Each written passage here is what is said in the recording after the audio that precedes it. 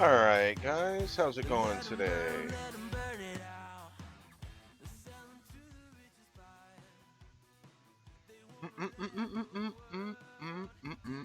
Yeah, yeah, yeah, yeah.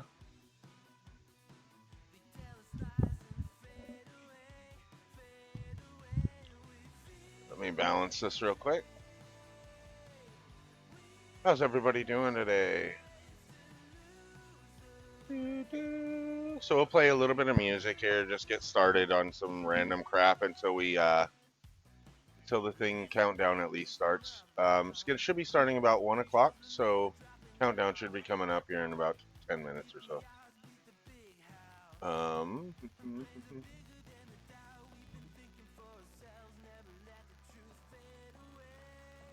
yes.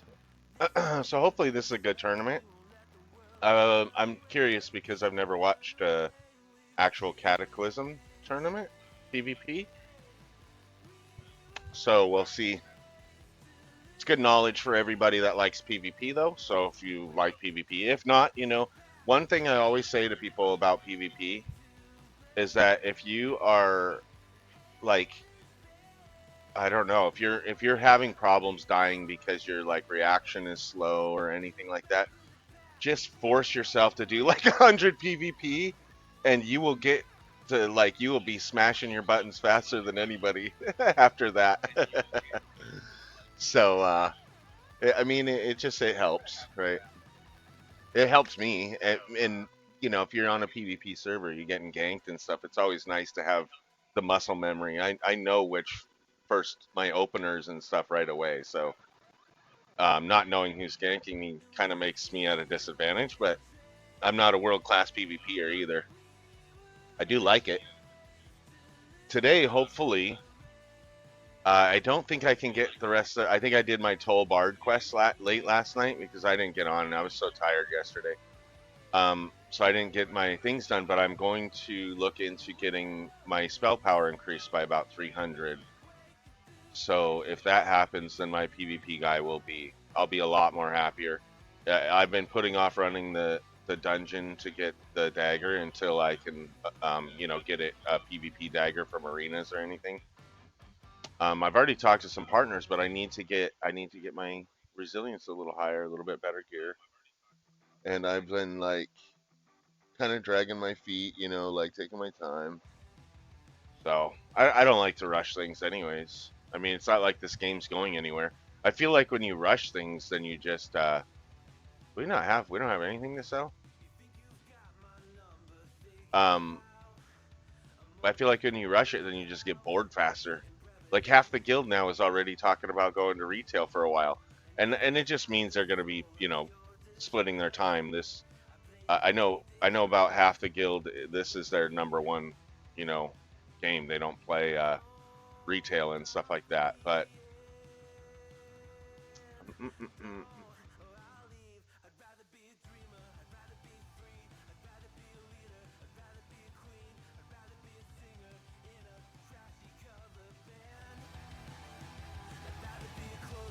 mm, but yeah. So excuse me. I don't know what I don't know what I need to do today. Let's see if the my I don't know which one's counted late because I got on like late, like after midnight, and I don't know when they cut it off. If it's 3 in the morning or if it's at midnight. Um, Mainly because I think it does it by server time. So this server's like 3 hours before me. So if that's the case, if I got on it at midnight, it should only be like 9. 9. Let's see if this guy gives it to me though. Oh, he does. So well, I know at least this one is. I don't know about the Toll Bard. I know the first part of Toll Bard will be done, but not the Battlegrounds part. What quest did I get? Even thieves get hungry. Oh, I hate this one.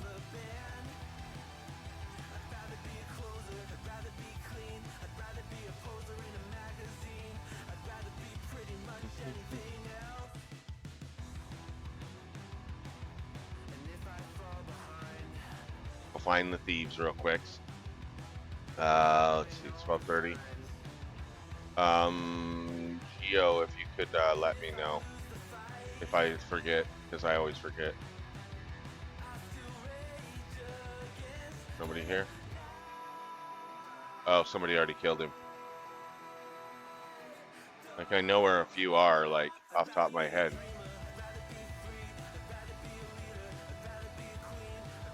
This one's dead, too.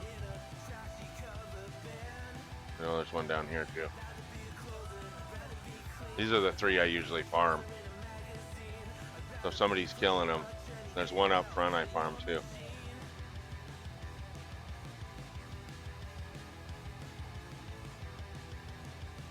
Only need 3 of them, so.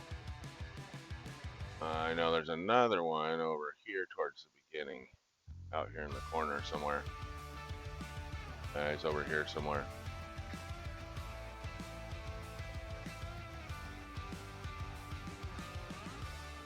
Either he's not here, or somebody killed him and he hasn't respawned yet. I'll go back up to the other 2. Maybe they'll respawn faster. There's a bunch of them, but I just don't know off the top of my head, and I don't want to go look for them. Oh, there might be one that spawns here. It should spawn wherever these big groups of crates are, like this.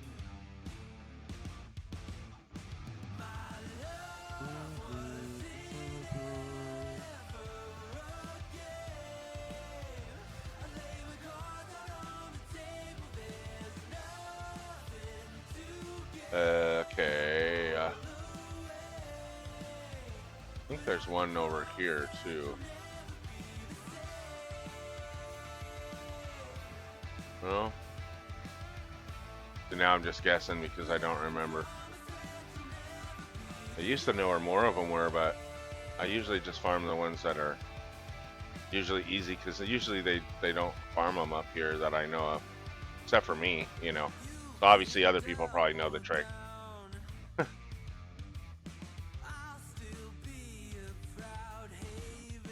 See this one. Well, that's the one I just killed.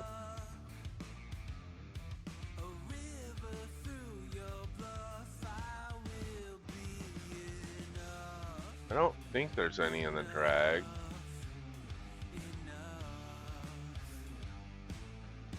If there was, it'd be around here somewhere. Oh.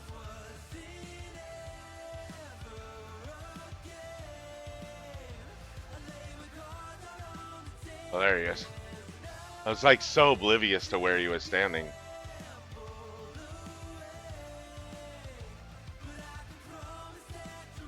Okay, so there's one in the drag too.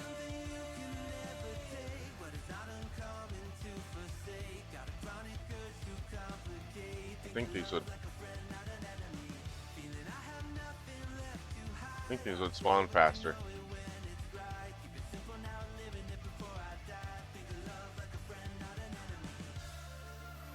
To check up front. Just need one more. This is like, the only reason I don't like this one is because A, you can't really see them, you know what I mean? So you gotta kind of find them or whatever, and then B, it usually takes longer than the other ones. There he is.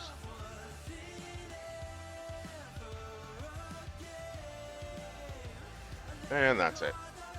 So I have gotten a lot of the top recipes now.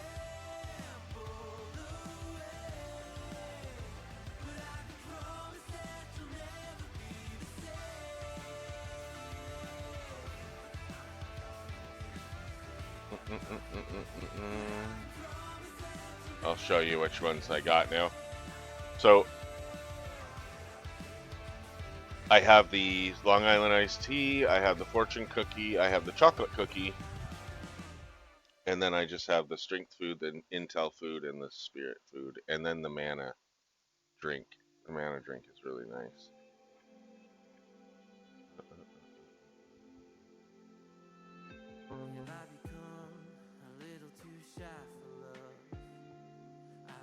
Yeah, I'm just collecting them now at this point in case anybody needs anything.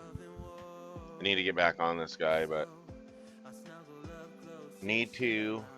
I don't know what I'm gonna play. I think I'm just gonna do light questing either on my Pally or my Death Knight. Honestly, um, go do the quick dailies on here.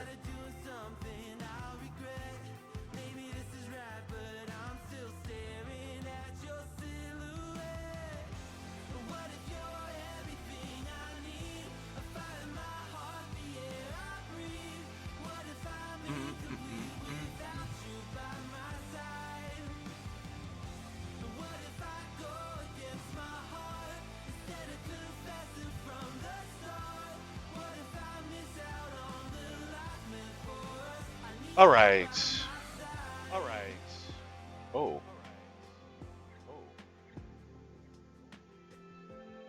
Oops. Little sound thing there. Little sound thingy. A little cheese boy. Okay, so uh see if I thought I could get a sneak in a quick win, I would just do a quick battlegrounds because that would take about 20-30 minutes. But I will be getting I think I only need 3 pieces of gear is all I can buy here, and then I need the toll bard stuff. But I'm like 19 away, so for me to get the toll bard, I don't think it's going to happen today, even if I have them all, because I think you can only get 18 in a day, if I'm not mistaken. But if I win, I would get the extra, and you know what I mean. But I spent like an hour and a half in toll bard last night,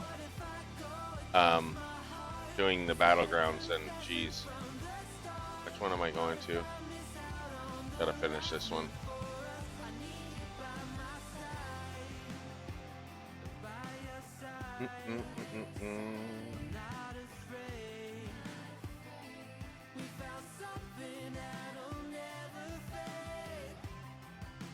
Unused.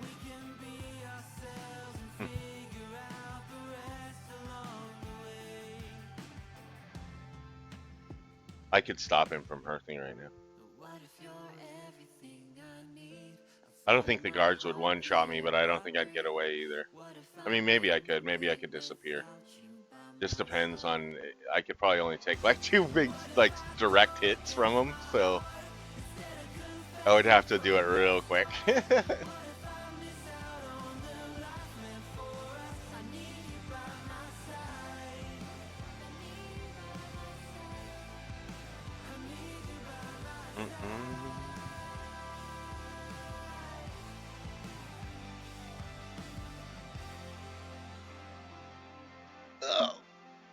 Put it on auto fly for a second so I can drink some Wawa. It is a nasty hot day today. Yesterday we had a big ass thunderstorm kind of thing, so it brought in that like heat bubble. I swear, I don't know how else to describe it. Where am I? I thought I was like, yeah, I'm right in front of it. There it is. But yeah, it brought in like some kind of heat bubble, and then of course we had a heat wave move in right after it. I mean, it was tropical anyway, so it was all coming from the south, from Texas and stuff like that. So now it's like freaking 90 something degrees. I'm inside. I had to turn on the air conditioner, so dogs are just loving it. They wouldn't even stay outside. That's how bad it was. They went out there, they went to the bathroom, they laid in the sun and started just baking, and then all of a sudden they were like, all right, I'm done. Let's go inside. It's pretty bad when the dogs won't even, you know what I mean, stay out there. That's all they want to do is hang out outside. A lot going on out there. Little kids and people running around. It's a neighborhood. It's electric. Wiggy wiggy.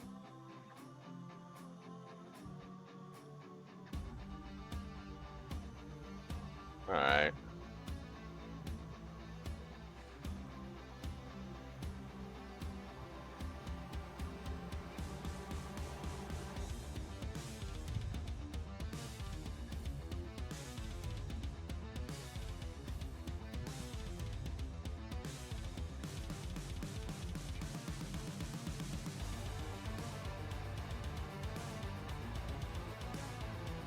Oh, come on. What? I went right through him. This guy doesn't like me. That one I went over. Now it's a challenge. Jeez.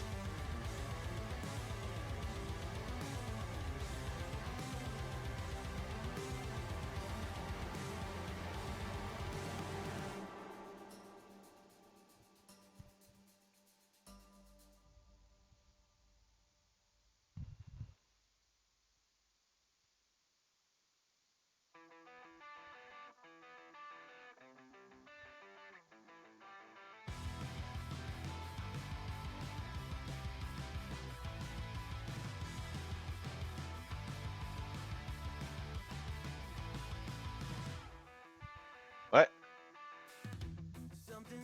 It's like disappeared on me. Like, wait a minute.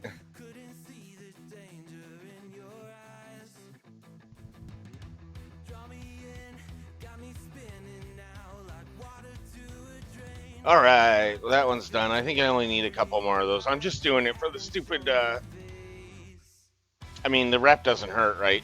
But I'm doing it for the stupid little music box thingy or toy box that you get. A couple more.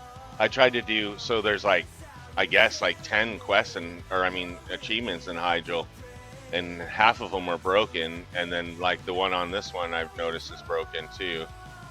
So I don't know how I'm gonna get them. Eventually, I'll get them, I guess, if they fix it. I put a ticket in on the one on this one, the bombing one, and sent him a little video. I mean, I nailed 10 3 times in a row. Like it clearly said it went. I had like 0, and it went 10, and I didn't get it. And then I hit the next one 10, and I didn't get it. And then I went to 30, and I didn't get it. And it's like you kill 10 in one shot, and you get the achievement. That's all it is.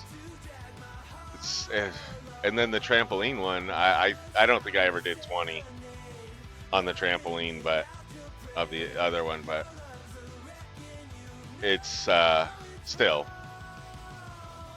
I don't remember it being that hard either.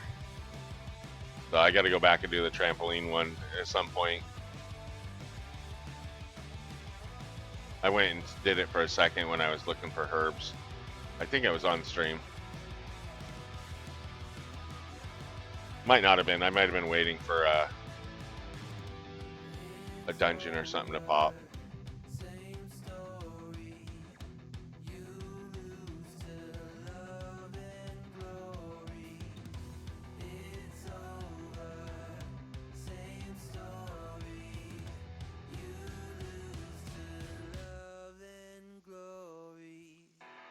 Yeah, there's no timer yet on the thing. Let's see, we got this. Yobba yobba yobba.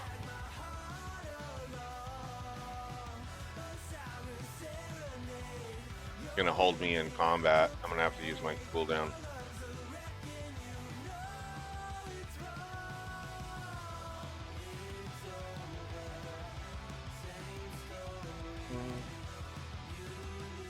All right, let's check it again here.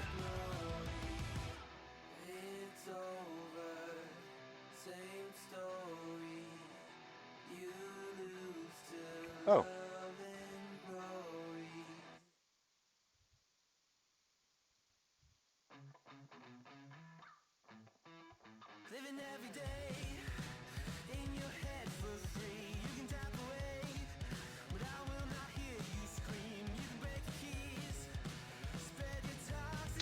Why does this thing do this? So stupid. It only does it when... I guess I have to refresh the page 700 times. There we go. Let's do...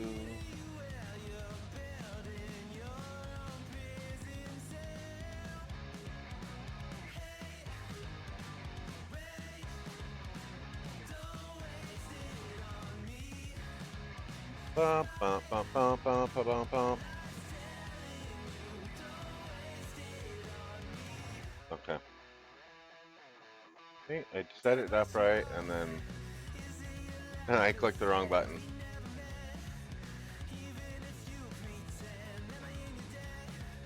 Not working?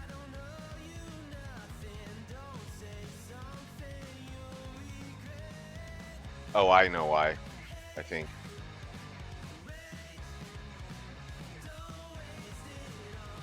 There we go.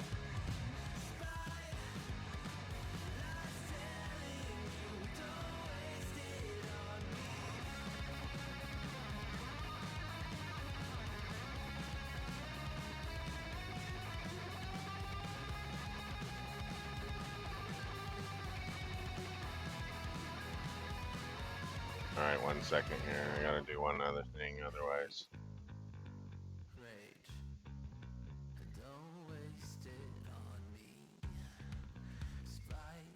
Right here.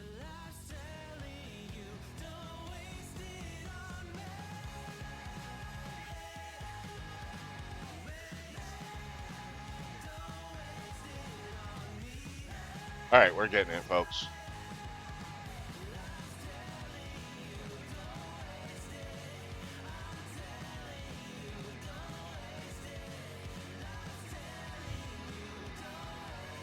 All right, that looks like it works. All right.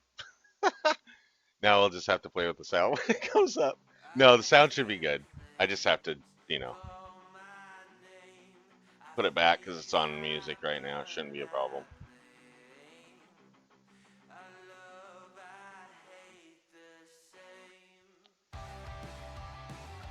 Da, da, da, da, da.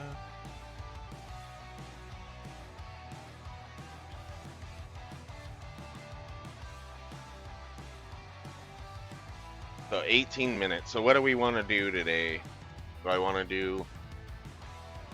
Because I don't want to. Last time I got a little too involved in the PvP on day. I wasn't too excited on the day 2 of last week, so I went in did some PvP while we were watching it, and I totally ignored the the stream itself. I mean, you guys got to watch it in peace, I guess, but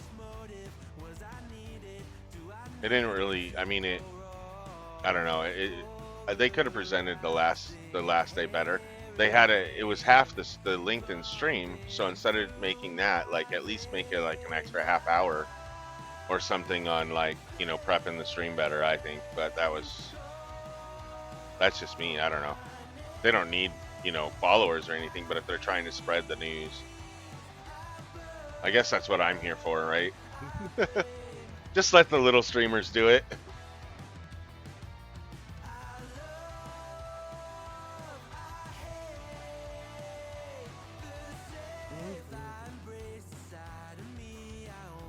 Yeah. Why is my mouse? There we go. I don't think it's gonna hit what I wanted though.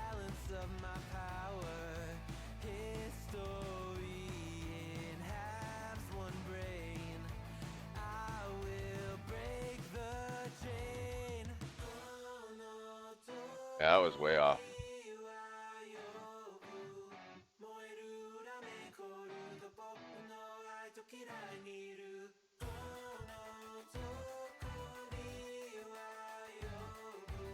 And if you don't like the music today, this is Geo's pick. I think he's a wee bit hard, honestly.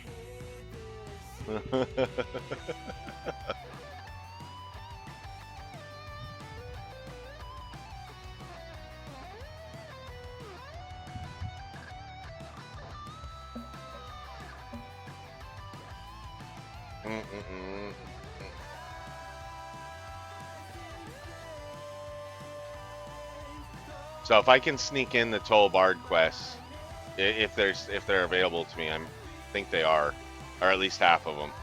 But if I can sneak them in, oh, they turned. Wasn't ready for that, and that one's too early. It actually worked out pretty good.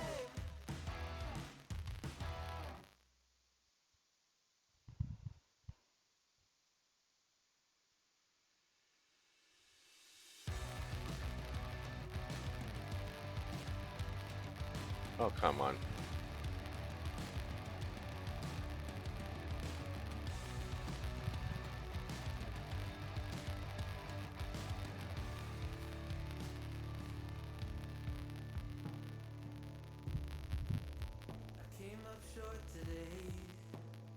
Uh.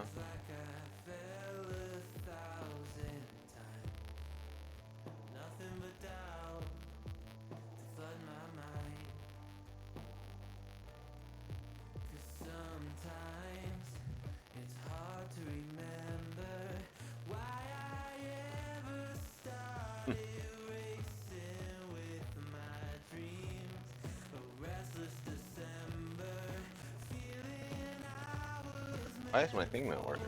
Oh, that's why. That one's way too early.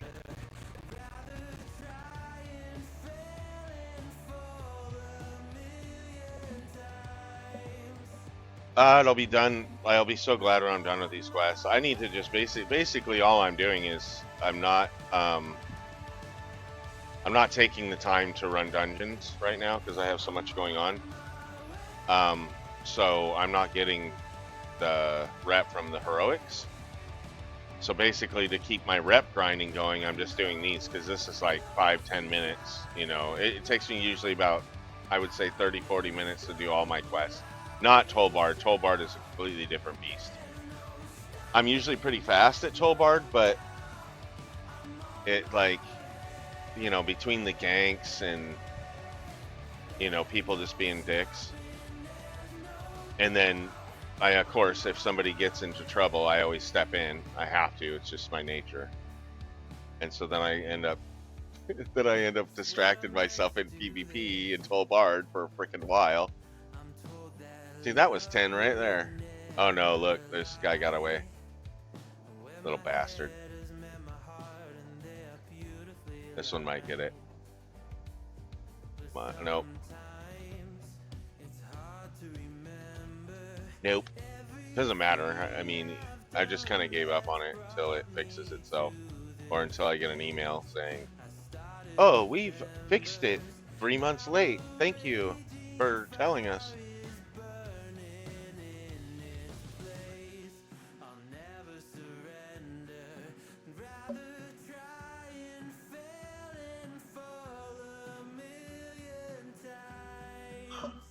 Oh, these people on this arena tournament, they don't even know. They don't even know nothing. I could whoop all their asses. Aces. As my name is Classy. With the Y. I'm not going to say the rest. It's a South Park episode. Look it up.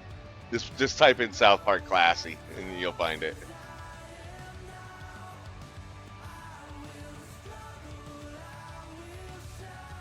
I must have like split the things.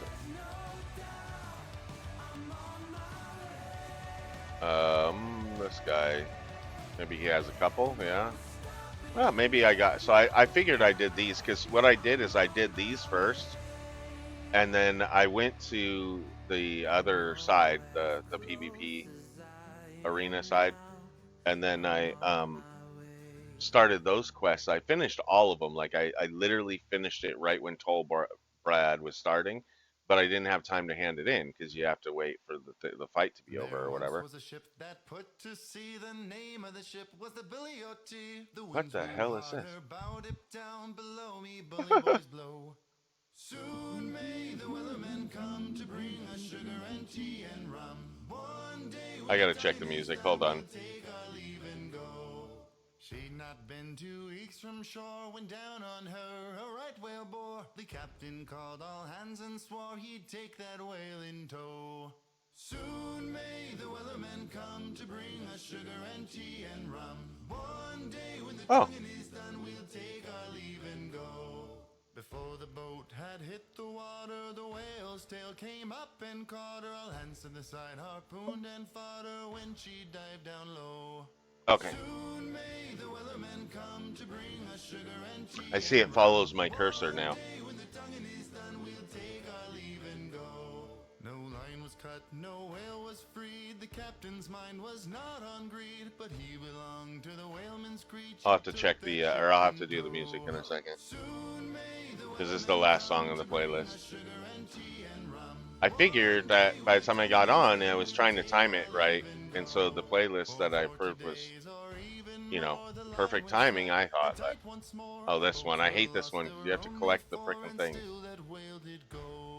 Soon may the Wellermen come to bring us sugar and tea and rum. One day when the tonguing is done, we'll take our leave and go.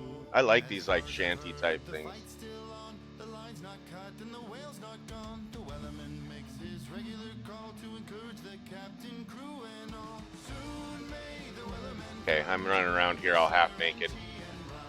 One day when the I'm not tonguing gonna. is I done, know we'll what's gonna sail happen. away Someone's gonna and pop go. up and try and gank me. Soon may the wellerman come to bring us sugar and tea and rum. One day when the tonguing is done, we'll take our leave and go.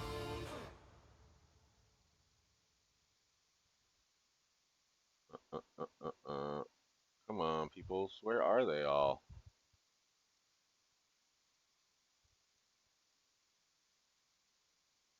All right, we're gonna have to change the thing. Here, 1 second. Let me do this. This is a lot easier. Beep. Oh, oh, oh, oh, oh, oh, oh. Ah!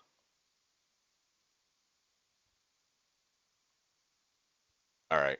I can't like take my hands off of. I totally was like totally AFK there for a second. I don't blame the guy from taking it. He even waited. That was super nice of him, honestly.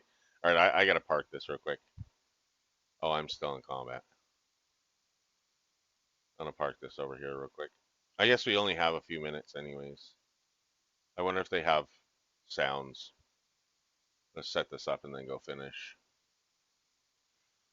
Let's see. Okay.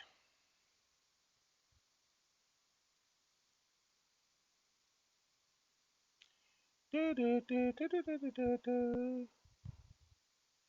What do we got here?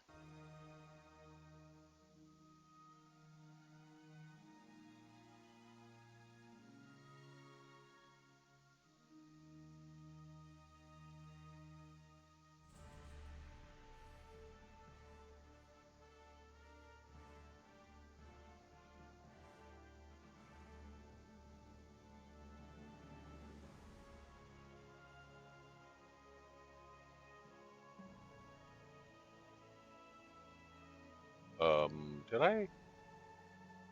Oh, I do. Okay.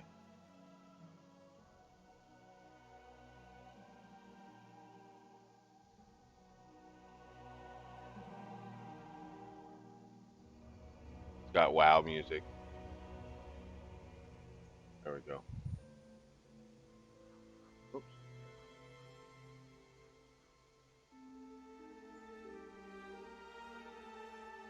And where's that? If they're too loud or something when they come on, because I mean it's only set to the music. It's not. It's set kind of quiet, so I don't even know if you guys can hear it very well. But when they come on, if they're too loud, I'll turn it down.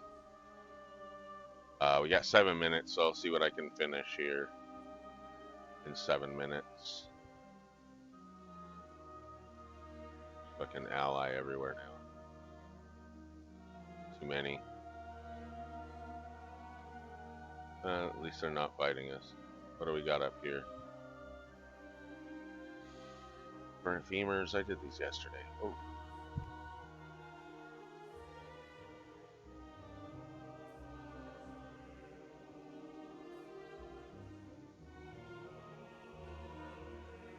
all right.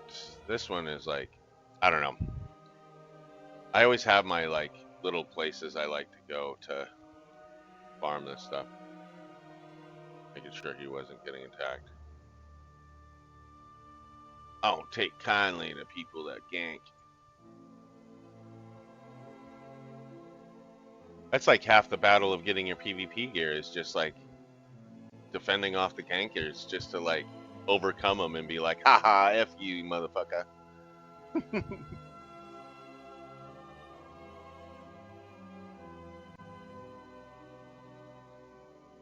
But I like this little corner over here. Usually nobody really comes over here too much, except for people that do the same thing I do.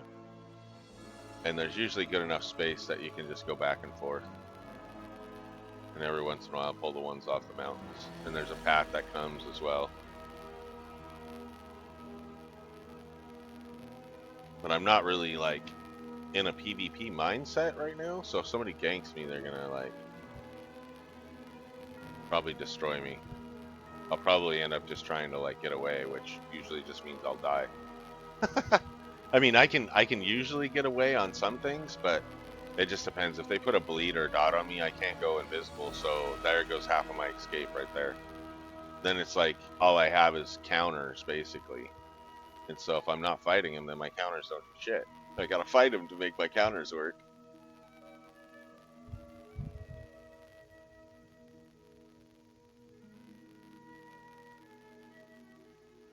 All right, I don't know why my missiles aren't proccing, but there they go. They proc after I kill him.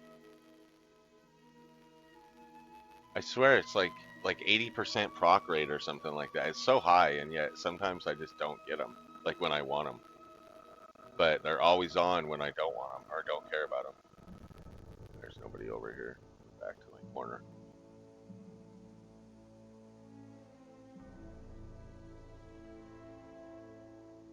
So here comes the Pat. Oh, no. That's why there's an ally killing the other side. Which is usually what happens. If people are nice, they'll take their own little spot and they'll just sit here in their own little area, farm it out because people don't want to. I mean, some people, if they're rolling in groups, they don't care. They're finishing so fast that they're just going to roll over you and think that it's funny. You know what I mean? Because, I mean, like, there's no hope. It's not like I can defend myself. Against like four of them, they like stun lock you and kill you so fast. But but yeah, these just the few other people, they just like they don't want to sit here forever, so they'll let you go. Like they won't try and attack you because they don't want you to kill them, and then they have to sit here and fight back and forth for like until you're done with the quest.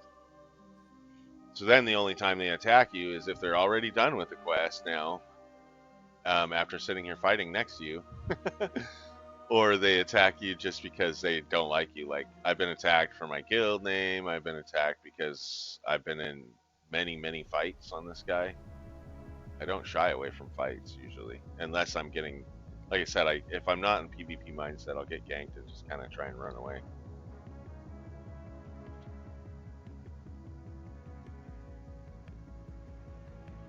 Couple minutes left. Here, let me move this thing.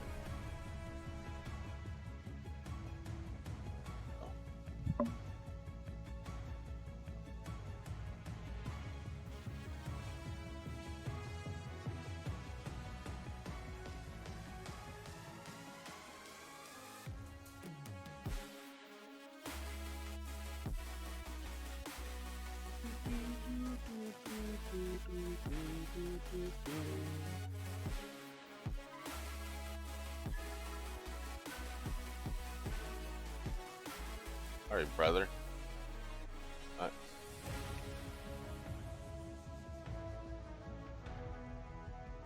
the freaking free for all in here.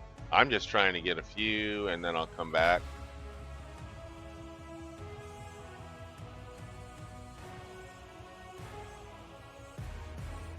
Oh, damn, these guys are quick. Look at them. Look at them all. I just try and get like half of them. That's usually what I try to do. Like if I start seeing them, and then once I don't see them for a minute, then I'll just leave and go to the next quest. Come back, try and get a couple more. Because 7 of these things and this smaller area is just absolutely ridiculous. I wasn't going to steal it from him. I took my time. I was like, dude, if you're going to stand there for that long.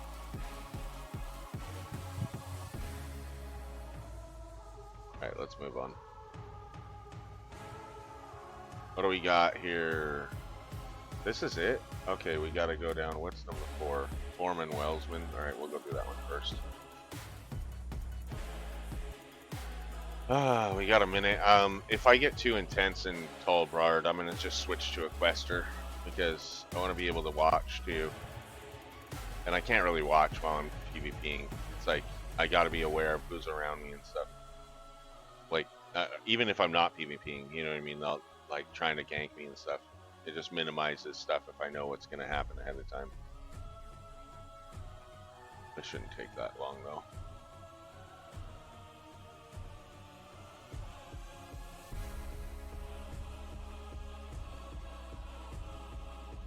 I'm just looking for the thingy.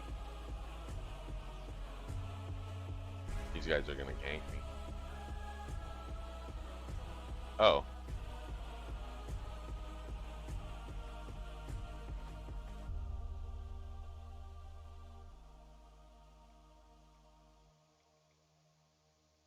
Are you guys ready? You guys? Another back-to-back damage over. All right, 1 second. Sleeping getting really low, having to tap to give himself back up, and there he goes down. Another taking so much damage again. Silencing on another, and he goes down. OMG from South Korea. Lift for dip. Has he got quick enough to make it right on to sleeping? Off, and here we go. Now he's going to be silenced. Necrotic Strike is stacking up right now as he's trying to fake getting those is death coil. Ransom still, look at that. So low on life right now. The dance is coming out at CKY to stop as much damage as he can, and Ransom goes down. Yeah, even with the spear out, where's the poly? Where's the blanket silent? Okay, here we go, boys. Staying in the game. Sorry. I know I gotta click it back on. 1 sec. There we go. Hello, everybody, and welcome to the 2024 They got new Cataclysm peoples. Classic Arena Tournament. Oh, 8 nice. teams from each region will be This competing I for their just share watched of a the video with $50,000 prize pool. Zeke we'll in be it. crowning those champions on Championship Sunday. Hello, everyone. My name is I'm here with Zico, Suptees, and then Zico. I just know watched you've been playing a Zico ton fight of off a Classic. fucking You're ready for these games. troller. It was like Absolutely 9 months ready. old I'm video, super but excited. oh my god, it was Kata so funny. A special. It was so funny. I have a special kind of place in my heart, Place I in your guess. heart. Yeah, it's a very nostalgic expansion for me. So when I, made my first video, so been playing it a lot, been having a lot I of like fun. this guy. This guy's cool. Super excited to watch the He's- games. he's one of my it's gonna favorite be, WoW people, honestly. kind of a little bit different from what we're used to. So I'm very excited. Yeah, it's good to kind of shake things up a bit. I totally agree. Suptees, is this nostalgic for you as well? I mean, we're kind of like deja vu, not deja vu. What do you call it? We're jinxing each other. Like my first YouTube video was also from Cataclysm. Nice. Oh, wow. I was playing with Snuts and Sharpstar. I think we were fighting against Vinruki and Talbadar or something in the video. Our composition was pretty OP at that time, so in that matchup. But yeah, it holds a lot of nostalgia, a lot of good memories. I think also this is the first expansion I got my first Gladiator in. After being hard stuck duelist towards the end of Wrath, I was finally able to break. This that is list. actually the first In expansion I ever Cataclysm, did. were some of the most hyped tournaments. Also from Arenas. that I era. think At I the might time, have done a definitely put little in, bit like, of top arenas in three Wrath of, of the King, like, but this is the all-time first time I biggest actually did tournaments, arenas. for Cataclysm, and was now in with competition here Cataclysm. today, it's interesting. So Snuts it's gets like same a thing second with me. chance to be a Nostalgia. Cata champion after getting knocked out by Jung Yup in that clip that we had in the video earlier today. Yeah, so true. We're seeing a lot of familiar faces. Ven, I feel like now I gotta ask you, since we got Sequence Suptees, was this your first video? Was it also in Cataclysm? I don't remember. Maybe. I think it was about that time when everyone started making videos in Cataclysm. So it definitely could have been, but I'm not gonna commit my answer on that one. But yeah, Cataclysm. That's fair. Yeah, Cataclysm's awesome. I mean, what can I say that these two haven't already said? I don't I've really seen that know. intro I video mean, before this, I know brings back a the lot bottom of dude, that guy memories was from, talking. back when I don't know him. I was competing and I stuff don't know like that, and that I'm really much of his excited to see content, but I've I've how seen him a this couple times. kind of older game is going to evolve with some of these players. I don't know. I've never seen Yeah, her. I'm really before. excited. Suptees kind of I mentioned wonder it why they went with her already instead of just Rook. a little bit. We're starting off here today in Friday in the European region, like I already mentioned as well. We're Although seeing some Rook was a familiar little teams. We're because she's seeing some new retail, so it's a faces. little out Zico, of. And I how think do you that feel dude in like the they bottom line right up? is How do you feel like there are any stars that you see in the mix already? Oh, a lot of I mean, them Zico actually. is, The- but the entire only for tournament Gladiator, is so. very, very stacked. So the team of DXB is definitely a huge, huge contender in this tournament. And look at that, we got the bracket right here. You can see them up there in the top bracket or in the upper bracket. DXB gonna be Avizura, Geku, and Laners. Very, very experienced players. They're absolutely insane. I've had the pleasure of playing against them as well. These guys are. They also have multiple comps. They've been practicing different things, so it's a very versatile team and a very experienced one. And we also have the Wrath of the Lich King Kata tournament champions, Jungle Unplayable. We got Homer J and Shixie joined by Black Betty on the healer, and Homer J and Shixie both were on the team that won in Wrath. So that could be kind of a repeat champion if they can make a run in that lower bracket. We also have Pump or Be Pumped, Cervantes, Clyde, the solo shuffle champion, making an appearance here with Ludex. Oh. There's just a lot of great I like teams that. I want to see in Clyde. this tournament. We can't forget about Chas as well in the workshop there. Maybe we get to see a RMP mirror between DXB and the workshop, which is Chas, Mir, Albright, also another super highly skilled RMP in Europe. Both of these teams kind of considered the two best RMPs in Europe. Whew, yeah, you weren't kidding, Zico. A lot of very solid players in the tournament, and we'll get to NA, of course. I'm sure it's the same story over there. But we're in EU today. It's like 5-on-1. Any They started meta, it any too. comps that you think are going to be Horde, I shining watched today? them start it. I mean, in this region I'm for not gonna EU, it seems jump like in. hunters are very popular. We got like the 2 RMPs and then a whole plethora of different types of hunters, mostly Feral Hunter and Death Knight Hunter. That seems to be dominating in this region. I mean, the upper bracket is, I believe, Hunter Death Knight versus RMP and Hunter Death Knight versus RMP. Lower side bracket, we got some jungles. I think we've got one team that's running a warrior with the warrior and Feral Druid. I think it's in the first game of the day, actually, in that lower bracket between jungle and playable.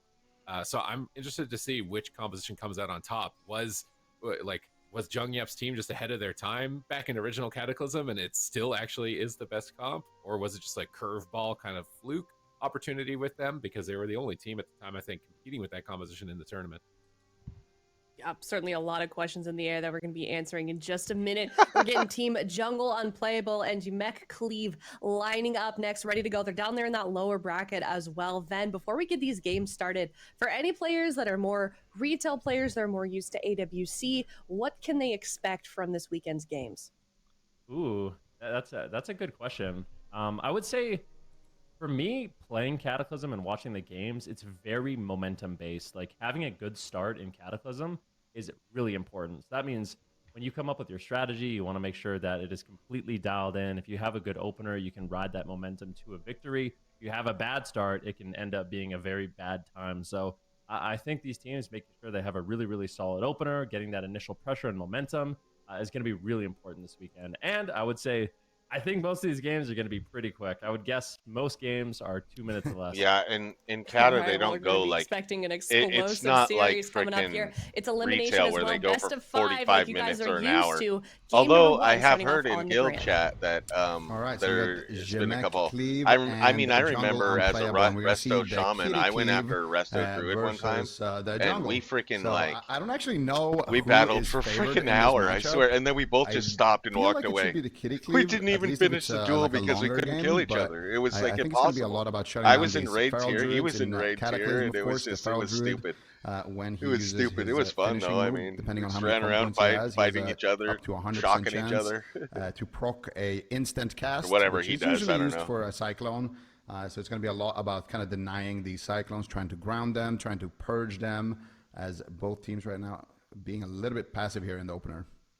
Yeah, a little bit of a slow start, but it looks like we'll move in with Asmo. Homer J is sitting right there, is going to get knocked out. Scatter comes in, though. Homer J initiating crowd control. It looks like they're going to be opening up onto the Shaman. Silence comes I in. gotta move Chixie at the something same time. He's getting peeled up, taking a little bit of damage. An instant Cyclone comes in to slow down the Warrior. But I really am a bit afraid for this Shaman here. It seems like he's going to get out of line of sight and be able to keep himself alive for the time being. Yeah, and we see Razel trading out the Barkskin here, and here comes big damage actually from Razel. He's popping the Berserk as well as the Tiger's Fury. Huge damage potential. His spells are not going to be costing like basically any energy here, so if he can connect onto Homer here, he's going to have a lot of pressure, but not able to do so. He's going to swap over to Black Betty here instead. It's going to be a full trap secured though from Homer J on the other side. Razel with no Barkskin, stuck in a main stun. Chixie trying to take him out, and this is really good for Black Betty because he kind of survives I'm that so go. glad they Haven't got used Zico. anything. Razel's still very, God, he very knows low what he's here. talking Can he get about. anything more? They have a silencing shot there onto Azumu. Can they get anything more? Doesn't look like it. They get a full cyclone there onto Azumu. Razel, what is he going to do here? He doesn't have survival instincts. He doesn't have anything really. Just tanking it out in bear with that frenzied regen. Feral Druids in bear form are extremely tanky, but surprising pressure coming out here from Homer J and his team as they get a cyclone onto Razel. They look for the full monkey into full trap there. They get it onto the warrior. Scatter shot onto the shaman into a full hex. This is a beautiful cross CC chain right here, and Razel is gonna, I think, dispel it there, but good pressure coming out here from the jungle. Yeah, Shixie taking a little bit of damage put into that throwdown. It's going to be Homer J, who is the main target. Can he kite? Can he get away? Both Shamans free from crowd control for the time being. Black Betty has burnt through a lot of mana, though. Now into an instant cyclone. Going to be God, I crowd miss my control for the Shaman time at being. Homer times. J still trying to avoid some damage. Doing the Almost best he wanna, can, like, but Razzle's transfer all him over him. over. Steady shots do come in. The Asmo is going to be under fire as well. Shixie trying to get some damage rolling onto the enemy healer. Full scatter into a full trap. Is it going to get dispelled? No, I think it got grounded there. So that crowd control is not going to land, and Very much Homer so. J is still under fire here. Yeah, Homer J could be in a lot of trouble here. What is he going to do? Trying to just tank it out for now, but yeah, I don't know if he's going to be able to tank this Blade Storm damage. Taking a lot of punishment right now. It's stuck in the throwdown. He's going to shrink it out and disengage back, but I don't think it's going to be enough. I don't think he has the deterrence right now to trade here, and Homer J might just go down there. Finally, in the nick of time, the Spirit Link connects there from Black Betty, but they need to get some offensive pressure here, potentially with this next freezing trap. They land it onto Asmo, but I don't know if Homer's going to be able to survive with that. They're not going to be able to build any momentum. They need some cyclones. Razzle is very low, but Homer even lower. Huge damage connecting, and he will fall to the Jmeklev. Oh my goodness gracious. Aju did a really good job. That intimidating shout there at the end. Just slow down some of the damage, not allow the Hunter to get away. It was a great first start. And this composition, it's looking very durable. That's the thing is Warriors, I feel like Warriors are not a great target here for jungle. So, and also the Feral Druid, like you said, when he's in bear form, he's very durable. So as long as they can get uptime on the Hunter, it seems like they really can start building that momentum lead. I hate this quest. I feel like this is my last one. What I've experienced so far in Kata, going up against Feral Druid, right now. it seems like if you can catch them in cat form and you can stun them, they can take just a tremendous amount of damage and you can kill them. But the moment they get into bear form, oh my god, don't even start me with bear form. I'm like a tank buster, and I can drain my mana 3 times busting open a fucking bear. I actually really like hitting so Warriors in so Kata. I feel long. like they take good damage, and they don't have too much defensives. But yeah, sorry, go ahead. Druids are a force. This is a really on this kind of freaking important moment in the match. Homer J, I feel like if I could critique anything, I think he was way too greedy with his readiness. He forced Black Betty to trinket Spirit Link. They had a readiness and use the deterrence anyways. So I think that was the major overlap that kind of cost them the game because in Kata, it feels like you can't be overlapping defensive cooldowns. You need those cooldowns to trade at the right moments during those crowd control chains. And if you don't, if you misstep that, that's when things are going to fall apart really quickly. Yeah. Yeah, I feel like the jungle didn't really get that much pressure. They had like a couple of good setups there in the start. They forced all of the Feral Druids cooldowns, but weren't able to quite get the momentum rolling. At some point, it just kind of stopped for them. I figured that's all I was in the end, the Feral do. Druid was like somewhat low, but I knew there was just so much pressure coming in from the Kitty Cave. But stay alive jungle, until he died. They have a lot of paths to victory, which is the cool thing about jungle. Like they can go after the warrior, they can even go after the shaman and just spam CC onto the DPS. So there's definitely a lot of ways for them to win. So we'll see how they decide to kind of adapt in the matchup. All right, looks like we're going to be seeing the same compositions for both these teams, except we're going to Blades Edge Arena. So it's going to be the jungle unplayable that did pick this map. How do you see this map playing out different? Like, I know that the end of that thing. I was not expecting it. I thought the dude was going to have Zico, but he didn't. He fucking Zico still got out of it. I was actually super happy because troll. So the interesting thing about Kata is that I was like that was such a good video. Maps. And of course, Asmongold. Yeah, I mean that's the thing. Hyping so it up. Right now, you've already played Nagrand. Then you have your choices are Dalaran, Blades Edge, Ruins. Like, what are you picking here? You know, I feel like they're all not ideal to go up against like a cleave on. And maybe so the map preview there for Blades Edge is a little bit of a lie because there's no side ramps in Cataclysm. You jump down, you're stuck down there for a long time. So it could be like maybe Homer J wants to position by like jumping down, running back up, jumping down, just running laps like that, allowing a shaman to maybe play up top every single time he jumps down and help him avoid crowd control. Something like that. I don't know. We'll have to wait and see though. It's possible. It's possible, but it's kind of cool about the maps. Though, that's not how I would play it. You can really he's trying to be nice. Utilize the maps to make different strategies. You know, like back in the day, a lot of people would pick like Ruins of Lordaeron, and even though normally in the matchup they don't go for the healer, they could use that as like the healer kind of rush down map for one game. Yeah. So there's some flexibility there with the picks. And one thing about Blade's Edge is just that it's a really small map too. So I I actually don't do know how pretty good much at that Blade's is going to Edge. That's one of the favor ones I like. either side. I think whoever gets a like a good opener, whoever gets a lot of pressure in the opener, can Come definitely on, kind where are of these ride that things at? momentum like really well on Blade's Edge. Yeah, main thing I'm seeing in this matchup is basically Homer J getting bullied, he's getting disarmed, he's getting thrown down, he's getting intimidating shout.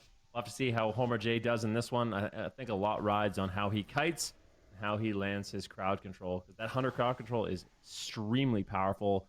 Nothing is on diminishing returns, so you can get the monkey blind into the scatter shot, into the trap, and it's a very long extended crowd control chain that you can put out.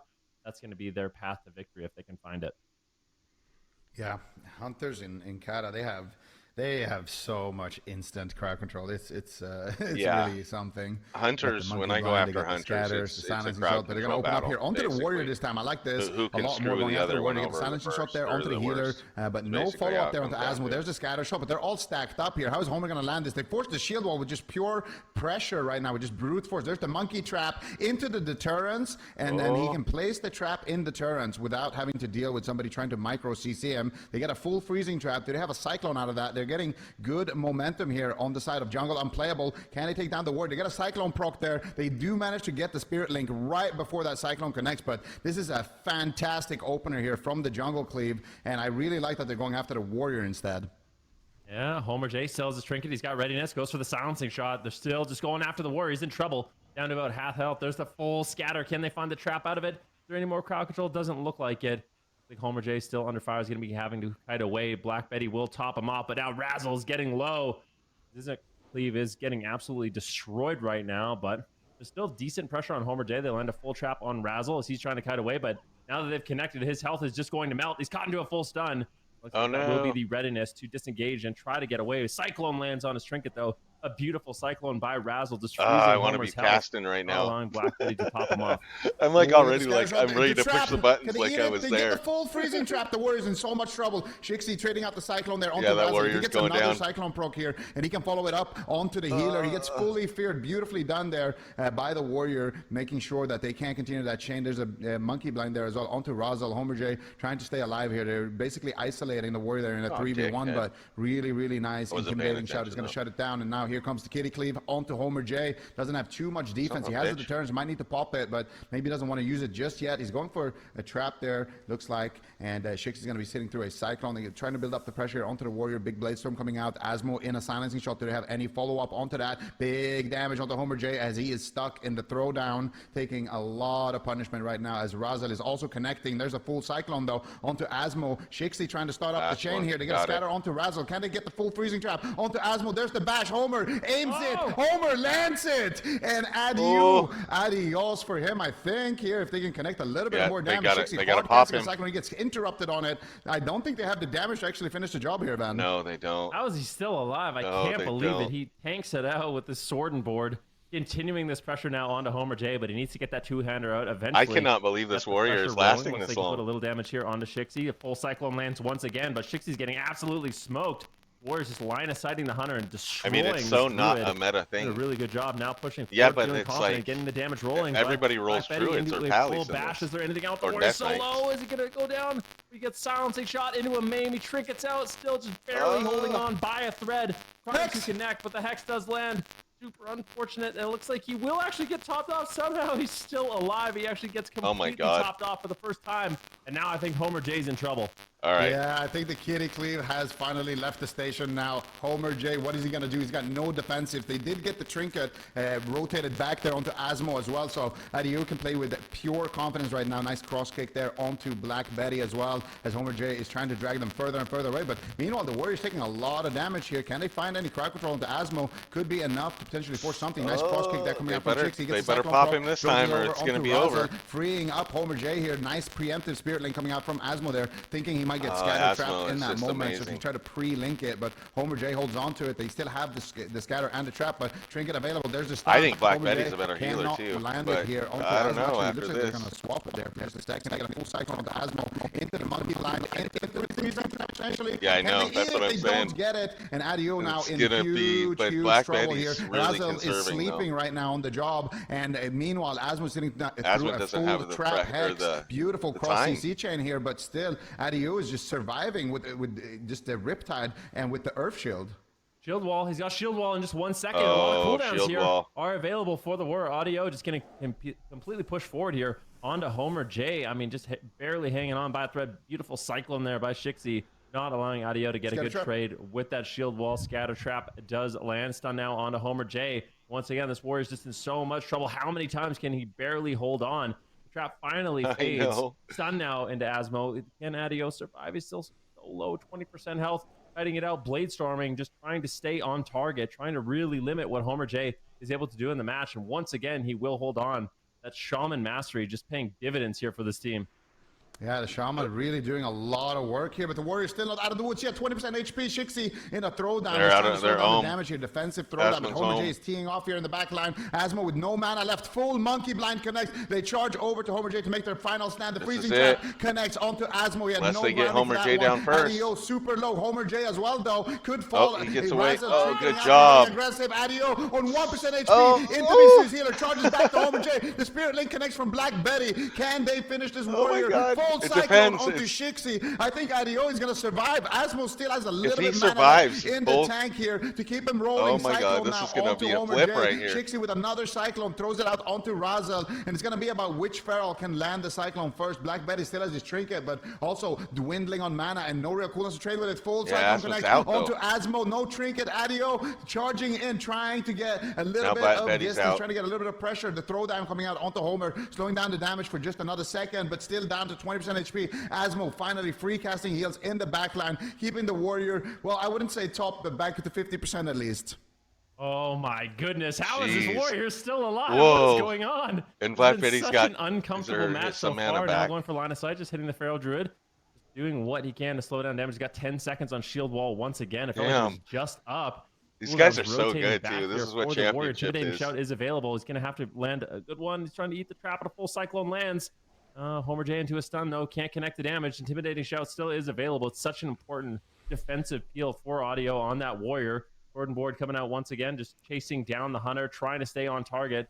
Finally gets the opportunity, but it has not been easy for this Warrior in this match so far. Yeah, he's been basically ping-ponging between 10 to 50% HP the whole match. Finally manages to get completely topped off there with the Spirit Link Totem coming in from Asmo. They're making a big offensive push here, but look at Black Betty. He's got so much mana. He got a big drink in the midst of those things. So Black Betty's going to have that late game advantage. Now, if they can just continue to it. keep Homer J alive. Homer J still has a lot of cooldowns to work with here defensively, so he shouldn't be in too much trouble. And instead, it's going to be Adio just feeling at the this pressure. point, though, Asmo. Honestly, at this point, do they even need to CC Asmo? I think they can couldn't they just go down Razel couldn't they just and just let focus on heal Asmo right now? Like just flip it? Because he has no mana. In the bag, Razel eats the trap. Beautifully done. I But don't they get a know. full hex. Oh my goodness, what a clutch hex coming out there. He's going to force out Razel's Trinket. He's going to dispel it, and Asmo now completely out I guess of you don't mana. wanna... Nothing left in the tank. How is he going to keep this Warrior alive? We got no cooldowns left. Enraged Regen gets popped. He's got basically Homer, you better put some fucking nasty DPS out right now. There's a Tremor Totem. If Black Betty just stays in range for that, he can keep his Feral Druid onto this Warrior, and Adio is feeling the pressure right now. Asmo in a full Cyclone into the back. For the last time. Die, but his sword gets popped in the last second here. Adio trying to make a big offensive push with no mana left on his healer, with basically no health, charging forward here defiantly against the jungle cleave. Full scatter shot onto Asmo. They're stacking up here. He is a maniac. Eat that freezing trap. Shixie gets silenced on the Cyclone attempt. Full bash connects there onto Asmo. Homer, can he find the trap? There it is. He's gonna get it. No, yes, he is gonna get it. Actually, a little bit delayed there, but he does find it. There we go. This could be it. Razel's in a full sleep. Shixie going for the big Cyclone, but somehow he's still alive. The rallying cry gets popped. The shield wall comes back off cooldown, but this is fake HP, and he was about to lose half his HP right there from the rallying cry falling, but it buys him enough time to get a couple of heals from Asmo. Oh my goodness gracious, what's going on? You saw Shixie on camera saying a little prayer. Why won't you die? Please go down. And Adio just refuses. Just hanging on at 20% health for the last 7 minutes in this game. difficult. This is crazy. I cannot believe what I'm seeing Still I mean, charging I've forward. The never went sword and against a board pro are up either, once but again. geez. Pushing forward here onto Homer J. Bladestorm comes in. It's not going to be doing that much damage, and once again, just force defensive. He falls off the side, though. A little bit unlucky there. He slips. It's happened to the best of us, I'm sure. We'll see Asmo.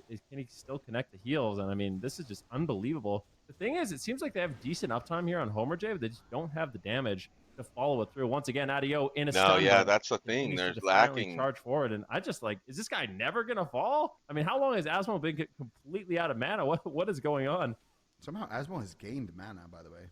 Like in the last, like I would say, minute. He was completely tapped, but now he's like, he has like a little bit. He has like 1 or 2 heals left in the tank. Yeah, there, he's and got gotta some go ahead and emergency send a stuff big going. nature swiftness there right before he gets crowd control. He's in a hex, half hex. Razel not able to get this one as he is cross CC. The cross CC from the jungle has been very impressive so far this game, but Adios has been sitting, tanking it out with the one-hander on. Finally swaps over to Yeah, the warriors two-hander, can looking be. some I mean, they pressure can be onto pretty. Shixie, I've getting, seen him in a little raids bit do mixed like up some here amazing onto the things jungle too. side, and Black Betty was sitting But down for yet yeah, I've another just big these drink guys. there, I don't in the know. midst of that. I don't know what And Homer now J's Adio running, but back again to 50% HP, not feeling too confident. Jeez. Asmo dropping the Spirit Link Totem, beautifully done there. Seems He like still he's getting has his- the Mana Tide as well. It's he's not getting his that potent in cooldowns Cata, exactly like when Mana he Tide needs and them. Innervates are not going to give you that much, compared to like what we're used to. But it still obviously helps a little bit, and Asmo is going to need every little bit of mana that he can get. But the problem when you drop that Mana Tide is that you lose your Healing Stream Totem, which I think when he's been like this has been doing a lot of heavy lifting for him. But Adio still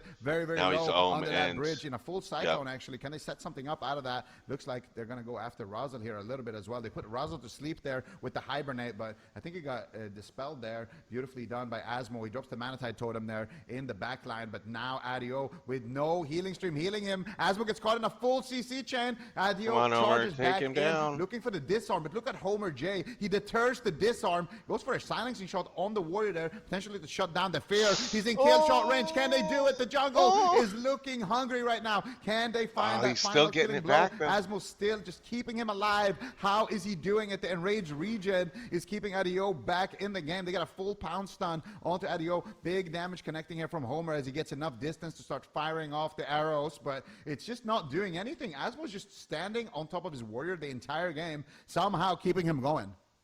I can't believe it. And this is actually what I was talking about with this map. Yeah, it Adio is. actually does go down here, but Black Betty being able to just play up top, just basically immune to crowd control, isn't going to be caught in double fears. It's not going to be easy for Razzle. That's why I like this map, because I usually I play. think I this used to map play pick up and the on way top a Jungle lot, and Unplayable you is can playing always this jump map down and kite is a around. huge part of especially why as a they're able mage, to it go makes it really so easy. long. And Homer J just But really when hasn't I been in used to trouble. heal too. Black Betty just faces no threats playing in this top position. Yeah, I think you're absolutely on something there, because Black Betty has also been able to just drink. Like, look again, he's going to sit down and just drink. Thirsty. And, I mean, he's healing a lot of damage. You can He's see, thirsty. Like, the crazy thing Thirsty to me is, shaman. look at details right now. Adio is top damage, but it doesn't feel like he's been, kind of able to dish out a lot of damage. He's just been sitting with one-hander shield on, but he's still been able to keep up good pressure on the enemy team, and that's why Black Betty just continuously has to drink. See, Can if they we set can't, something up here on if the side of jungle, I should say unplayable, though. Shixie, Doesn't look if like they the can't, warrior takes any damage. they can't pull this damage out, this is going to be a long, long thing. I don't know. This I mean, warrior is still topping damage, but also just not dying. So I don't know what they can do here. Maybe go after the healer at some That's point. what I'm but saying, now like, Homer switch J in to a lot the of trouble. heals. Big bites Whoa. connected There's- onto when he gets Adio as he ohm tops as he up- can tops get, himself go up after for a the second there heals. with the rallying He cry. can't heal Asmo has a himself. lot of work to do here. No Spirit Link. This could be it. This could be the kill. He'll have to on take the the warrior. shield They get a off of nice him monkey and put him bite on cycle himself. onto Razzle. There's the cross CC chain. He trinkets out the nature swiftness coming out there for Asmo, and Adio is going to recover somewhat, but Asmo Now go again, after Asmo. Zero Go now. mana left in the tank. Now, Spirit get him. Totem, Still 5 seconds away. He's That's probably what I'm gonna have to use saying, it right away. They're there. actually That's swapping to Asmo. exactly I what like I this would a have lot. done He seems to be when the I only one taking mentioned damage. it. Asmo has the Spirit Link, but where is his team? He needs to get there to drop it. He might die before then. Chixie's See? looking for the big bite. The Spirit Link Totem does get dropped, and that is going to at least stabilize him for just a split second. And Asmo, Yeah, no, he he's done. doesn't have any mana to heal himself right now. He has Earth Shield on himself as well, which I do think is a bit of a mistake here. He finally That's why I told you he would take it off the switches warrior to and put mana it on there. shield, or the water shield, and that is going to give him a little bit of mana anytime he gets attacked at least, but still a lot of damage here onto Homer. Now they're leaving the warrior completely free, and Adio is definitely adding insult to injury here, but he is sitting through a crowd Gotta control. finish He needs to the take Asmo down healer. right now. He has nothing left. If they can can connect here with one stun. It could be lights Oh, out. I'd be Beautiful so trap connects. frustrated There's right the now. stun. Where's the damage? Chixie's there. Get him, And get him, Black get him, Betty get him, is get him, there, get but him. Homer not able to connect, Yes. but it doesn't Okay, matter. it's over now. Chixie able to deliver the final Boom. blow, and you can see Good this job. man is very That's what I was saying. As excited soon as he in the hit camera. go after that man, or Talking go after about how him, it took he him would have 10 had to minutes pull to their beat shield him off. and There's Canada nothing. as He well. couldn't have survived Yeah, with literally, just I a mean, mana that's a lot shield of on him. energy. He worked up an appetite after that one. And that was a 15-minute long game. Yeah, they should hit so, the, yeah, definitely a tough one. But I like that eventually They they should had the hit the presence little of mind. It's like, oh wait, the Shaman's out of mana. Maybe we can just CC the DPS. It's gonna be Yeah. really difficult to not only keep yourself alive when you're a Shaman with no mana, but the dispels, right? Like you're basically using all your mana to stay alive. So having to trade out things like grounding totem and actually find interrupts and get the spells. Yeah, I becomes a don't lot know. I less, don't know the rules on the manageable. So I the like battle the strategy res or adaptation in how the that late works. game. I do think we're probably going to be going to a small map like Ruins of Lordaeron here next, but I don't I definitely remember. think Jungle Unplayable. They had a really good idea. I don't the way remember they ever played this map out. using a I battle love the res top when I was positioning. the Eventually near chamois the end of the healer, game, but Black Betty decided to get into the fight and arenas. jump But I down don't for know that if it top wasn't position. allowed or if And I I just think this wasn't minor that smart. adaptation of just going on a different target. The Warrior was obviously, I don't know what was going on, why he could not go down in this match, but it just seemed like once you have so much mitigation, so much physical damage mitigation with plate armor and a shield and distance and the cooldowns you can rotate through, it seems like it's really difficult to take down a Warrior, especially with how potent Shaman Yeah, I don't Mastery think is. I can do any of these Yeah, today. so we actually have I do the have some. AWC companion updated for Cataclysm. So if you do Exhibition Gear, you can see exactly what these guys are running in terms of their talents and in terms of their gear as well. I should have Trying had to that get some up. Inspiration or Bad streamer. see exactly what's going on, because I'm kind of with you there, Van. And I do think that the Warrior, he is rocking maximum resilience. He's rocking full PvP gear. Oh, He's he has to rocking, be. To not get just. I mean, jeez. Great sword of the brother. All right, man. Have fun. And he's got Heart of Rage, Cheers. which is a PvE proc trinket that procs a lot of strength, like 2,200. But that's pretty much it. Everything else is PvP gear. So he's wearing about as much resilience as you can, only having 2 kind of non-PvP items. I think that it's just the sword and board that makes it really tough for jungle. Does jungle actually have like a lot of armor penetration outside of, I guess, like the bleed damage? Because it didn't feel like like Homer J was able to do. I guess they have Chimera Shot as well, which is like nature damage, but I feel like a lot of their damage is physical, like aim shot and just like the auto attacks and everything. So it feels like it just being plate and having a shield. I might be able to get a my lot of armor. That shield thing today. makes a big difference. Definitely See felt where like we're it. I at. mean, he was basically just a brick wall for 15 minutes straight. But we are going to be going to Ruins of Lordaeron, so no cheeky top I positioning got this time. 67 right now, and I Looks need like this 13 Cleve more if I want to does spend them. just play on the small map. I don't This think could I be, have like you 13 said, quests in here right that's now. how Though. that they want to do like an all-in on the shaman, because I think Kitty Cleave actually can take down shamans quite easily, or are they going to go for the more conservative strat and just go after the hunter? I guess we'll have to. Yeah, wait I have and see, 12. but So think unless they'll I definitely win open victory, I up knew I was to going to be one possibly short. Unless I win comp. victory, I'm not going to get. I'm not going to get it word today. If I that did win victory, I'd have it plus a Warrior's couple name extra, is and I'd have pronounced extra honor. But Adu. we never See, win Tolbard because is nobody like can ever Adu. figure out how to Adu. rotate Adu. properly. What were we saying? It's like Adio. they're always like Horde's Adio. always a Yeah, step Adu. behind. If we get any of the names right, I'm I'll happy be to, right back, you know, chat. I'm correct just you, gonna so. go to the bathroom. sure. I'll be just muted on my mic and be right back in a second. But yeah. So jungle, not looking too hot in this matchup, but they were able to get that one. What are you thinking here, Van? What do you think? I feel like Kitty Cleave looks kind of rough for jungle actually to like take somebody down. Yeah, they all seem really durable. I mean, I think the big reason why that map felt so difficult for the Warrior Feral Druid to actually take them down, they just couldn't get any crowd control on the Shaman. So I think on the smaller map, it's going to be a lot easier for Razzle to potentially land Cyclones, maybe Adu to find the intimidating shouts. But you should have Tremor Totem Floor. We'll have to wait and see what ends up happening. But yeah, it does feel like both the Warrior and the Feral Druid are extremely difficult targets to take down. However, jungle unplayable. If Black Betty is able to get away and drink like we saw in game number 2, that could definitely put them in a good position for the late game. Yeah, that's what I'm kind of a little bit worried about. if they can actually get those late game drinks. But they're actually going after the healer right off the rip here. Big damage coming in onto Asmo. So far, it's just Chixie over there. Homer J not Yeah, able see, to they're connect. going. Razzle's going to be sitting through. I don't know bash how to well this will fear work. It connecting might there drain on his Homer mana J faster. and Chixie. Looks like Betty was able to drop the Tremor Totem there and get them out of crowd control. But still, so far, not a great opener here for the jungle. The Cataclysm has been able to kind of dismantle their There we go. They're initial turning back on the setup, warrior but now. Asmo is back in position on top of his team. Monkey Blind Trap.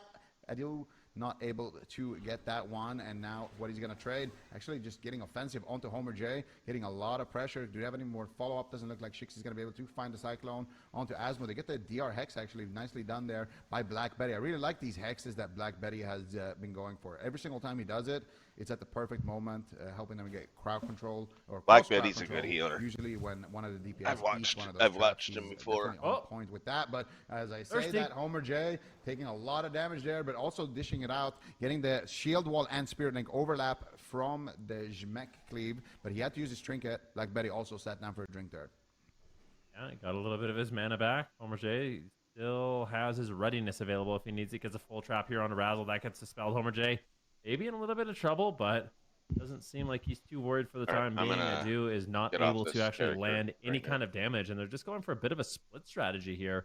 So maybe their strategy is to just get them out of mana. Shixie forced into bear form, and Adu can finally hit way Homer too much J focus on this side of the map quest, because you got to go down in the tombs and you have to be quick. And it just seems so difficult for this warrior to actually get uptime on the Hunter in this match, which is so crucial for him to actually take him down. Yeah, Homer J, what is he going to do? Getting a lot of damage. He's stuck in this throwdown. He has no trinket. Oh, no. A lot of damage coming out there, but a beautiful peel coming out so far on to Shixie. But Shixie now getting the Cyclone there onto Razzle. Adu taking a lot of damage as well, down to 50% HP. But his shield wall is only a minute away, so he's going to have that if he can stay alive for a minute. Asmo has no trinket, and the warrior has no defensives as well. So if they can secure a nice long CC chain right now onto Asmo, they potentially could take him down. But there it is, the nice kick onto Asmo. Can they chain it? There's the silencing shot overlap a little bit, but they get the full Cyclone. It's not the cleanest setup, but if they can land the Monkey Blind Trap or the Scatter Trap, it could be it. Black Betty Trinket, Tremor. Can they find the CC chain? Adu on 1% HP. Oh, get him. Can he get it? He's got him. That's it. And they do manage. Nice. To they take saw the warrior opportunity down. and they Jungle took it. Good Unplayable job. now up 2-1 in this series. They found that miraculous little moment, and I will say it's because the Jmek cleave overlapped the shield wall and the spirit link earlier. That was the window of opportunity that was given to the jungle, and they took it. And they noticed it. They noticed it's it. just so important. See, when you're like the margin for error, just being good at hitting buttons really is, low. I mean, is you're only seeing part of the thing. You got to be 15-minute totally match with aware the of the other Shaman team's buffs and everything barely else. holding on, right? You're 20. Like Adu is 20% health for basically all of Blade's Edge, and if they ever overlapped, that game would have ended way faster. And it's just these little overlaps, like you mentioned, and they puts them in a spot where they basically have no defensive cooldowns. Seemed like at this point it was basically do or die. The warrior wanted to go forward. To be fair, Homer J was incredibly low on health as well. He got away at like 20% health, so this could have easily gone the other way. Barring a few critical strikes, something like that coming in from the warrior. Almost getting that execute off. Was a really, really close game number 3. Definitely. A little bit unexpected for sure that they were going to be able to get the kill there. If you watch that Blade's Edge game, you're kind of, in the start of that Blade's Edge game, I was like, oh, the Warrior's low. But then you kind of got used to it. So in this game, a little bit surprising, but they had that little short window where there was no shield wall, and they're definitely going to be happy with that. Wait, are we going to Ruins of Lordaeron again? Looks like it. Is that actually possible? Can the same map be picked twice? I guess so. I think so. Yeah. All right. Pretty sure. All right. I mean, if not, we're not going to be going there. So it looks like it is within the rules.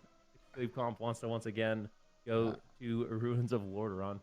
So yeah, it seems like all is good. Jungle Unplayable. They're taking a moment here, just talking strats. Are they going to lock in something different? No, they're not. They are going to be playing these Feral Troop Hunter once again. And one thing to keep in mind is these teams are only 3-player rosters. So I guarantee they're sitting there right now. It's really unlikely we see. And he's saying, dude, this, it overlapped. I messed up or something. You know what I mean? There was like a not that many pace. Like if he would have waited another couple seconds or something, you know what I mean? So they're probably sitting there saying, like that. The sorry, my bad. I roster is very I hit it just a little bit early, or something like that. For the most part, I love that. Everyone just Um, trying to play that one comp as good as they possibly can. but I don't know. I mean, we I got don't know what Jungle else they unplayable can. right now. I don't know what else they can Just do if one they're away not here gonna. from If eliminating they the can't, they Jmek got to Cleave. take down Homer J if they're One gonna make more a game comeback. here. I mean, Ruins of Lordaeron for them, or we could. they're be not going gonna for a get game Black 5 Betty. I force, can tell you that. And if the they, Druids the are too Jmek hard to Cleave pop. can have it their way. But yeah, the Kitty Cleave. I feel So like especially with the damage that I don't think they have the damage the that game they doesn't need. look too bad. But I do like also what Oh Jungle man, Unplayable I don't did. know if I can. They wanted to go after Asmo Guess a I'll little make bit one more run in this around. matchup. You know, like a lot earlier. On this quest, And, I gotta that find Zed's some game, big they went for ass him when he was like giant and he thing had that nothing walks left, around. But in this game, the path they is actually went after like him Questie's in the not totally opener. updated Shixie went after because him they by moved the map himself. a little bit. That part didn't Oh, look too come on. good, but maybe I don't know. Maybe they had a different idea to get Homer over there as well. But when he did Trinket, they had gone on Asmo, and then they kind of cycloned him, and they got his Trinket from that. So I like that they can, keep the Shaman guessing as well. Don't make him too comfortable standing on in the middle of the map, essentially, on top of the warrior like that.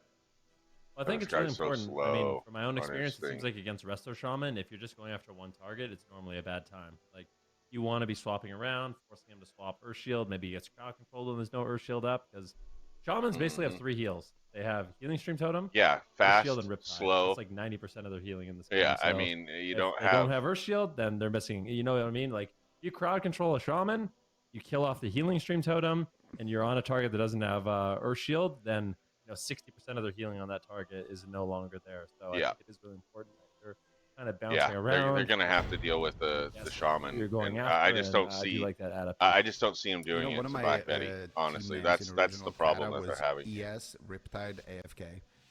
And I'm, I was very salty towards Resto Shamans back then. But here it is, Yes. match points. Jungle Yes, Unplayable Nico, versus yes. Jmek Cleave, lower bracket match. If the Jmek Cleave loses here, they will be eliminated, so they need to grab a win if they want to stay alive in the tournament. Black Betty, Homer J, and Chixie just kind of sitting back here, chilling. I near stopped the pretty much starting healing area, as much kinda waiting for after, the like, Kata enemy was my team to get, downfall a in my little bit healing. closer It to was like I was them. getting so And tired on of the flip my side, shaman it at looks the like time. the Kitty Cleave I played a is lot doing more of my pretty much the same mage, thing, and I with didn't the play as exception much of healing, so Razzle.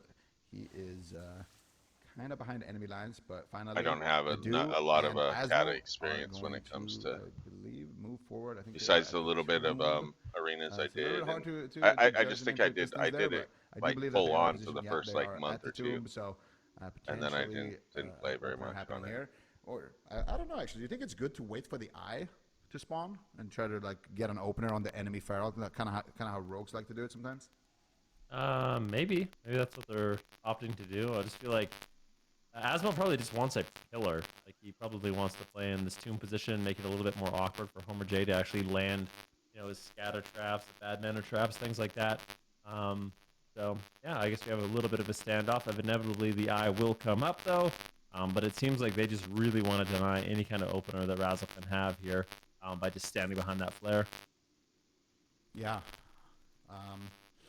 Yeah, we'll see. The eyes are up now, so are they gonna go for it? Because when you take the eye, you also take extra damage. So this is kind of smart from the warrior. He's gonna take the eye on his side, because if he takes the other eye, there's a risk that the feral druid might just open on him when he's taking extra damage. But as I say that, it looks like he wants to go in for the other eye as well. He does have the eye, so he sees that the feral druid is in the starting room, and he's not gonna be able to actually get Shixie. I don't think he got it. No, well, no, he had the debuff. He didn't take this eye. He said this eye on this side is still open. Oh, okay. He was to take this one, but he took the one on the other side. But Shixie is standing. There's like a little gap in the room at the entrance, like a little, like basically like a gap in the wall where we stand, and it's actually line of sight. So he stood there just to wait. He's getting that just to the avoid debuff. being taken out of stealth. Yeah. I would be to just go after the shaman, like just risk it. Go after the shaman, try to get crowd control on Homer J, and I mean, it that's doesn't their seem only. like they're going to I do think that, that's their taking only the more bet, but I conservative really approach just here on Hunter with I an don't early think that throwdown into a Black Betty's silence. gonna Homer let J that happen. going to be denied on a little bit. What he can do is Asmo pushing in though, really just trying to get his team enabled in this match. We'll go into a scatter. It doesn't look like there's any follow-up crowd control just yet. Stun comes in onto Homer J. They're playing very aggressive. Trixie in trouble as well. Do is really just trying to close out this game early. In this small space, I don't know if this is working out for the Jungle Cleave. Yeah, I don't know how good the small space is, but maybe offensively it's insane for them. They're getting a lot of pressure here onto the Warrior, already getting his entire spell book popped there, but Asmo still has his Trinket and his Spirit Link. He did have to use his Nature Swiftness there, though, but Homer J and Black Betty are abandoning the room strat right now. Homer J is going to just be taking a lot of punishment there in the open field. He's going to be dropping his Snakes to add in a little bit extra insult to injury as they swap over to Shixie, because Homer J used that Roar of Sacrifice, that crit immunity.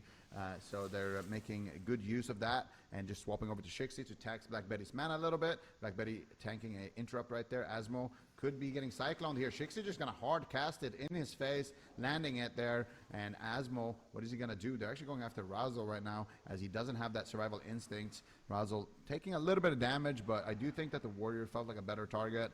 But we'll see. Maybe they can take down this Feral Druid in a stun. He doesn't I don't know about that either. Actually. Like I Get a said. good stun onto him. It's definitely possible. Oh, these guys. Okay, so Homer J though in a lot of trouble. Homer J trades out the Terrans here. He wants to get aggressive with that though. Maybe get a trap. There it is. Scattershot coming out. Do they have any follow up? There is a Monkey Blind, but look at Razzle just stacking absolutely perfectly on his healer right there, not able to get that freezing trap, but Shixie could potentially bash him into a freezing trap. Oh, they bash Razzle and they get a full hex onto Asmo, switching it up there. Beautifully done there. Black Betty once again in the back line, and if Razzle shifts here to dispel the hex, he's immediately dead. They get a full cycle strong when they to get follow that up low, on that as well, but look at that frenzied regen healing. This is what I'm talking about. Feral Druids, once they're in this situation, they just, their HP just goes up. Yeah, So, you can't. at that point, if you can't unfortunately pop for them them, at that Razzle like is going to be able exact to recover. time, they And are. this is kind of why I like the insane. Warrior They more will, as a target. You can't get because, them down. You have to like frenzied regen is just restart, crazy in just Cata. refresh, regroup. Yeah, it seems really, really strong. Let's see if they can land that full trap. Doesn't look like it's going to be able to land. Black Betty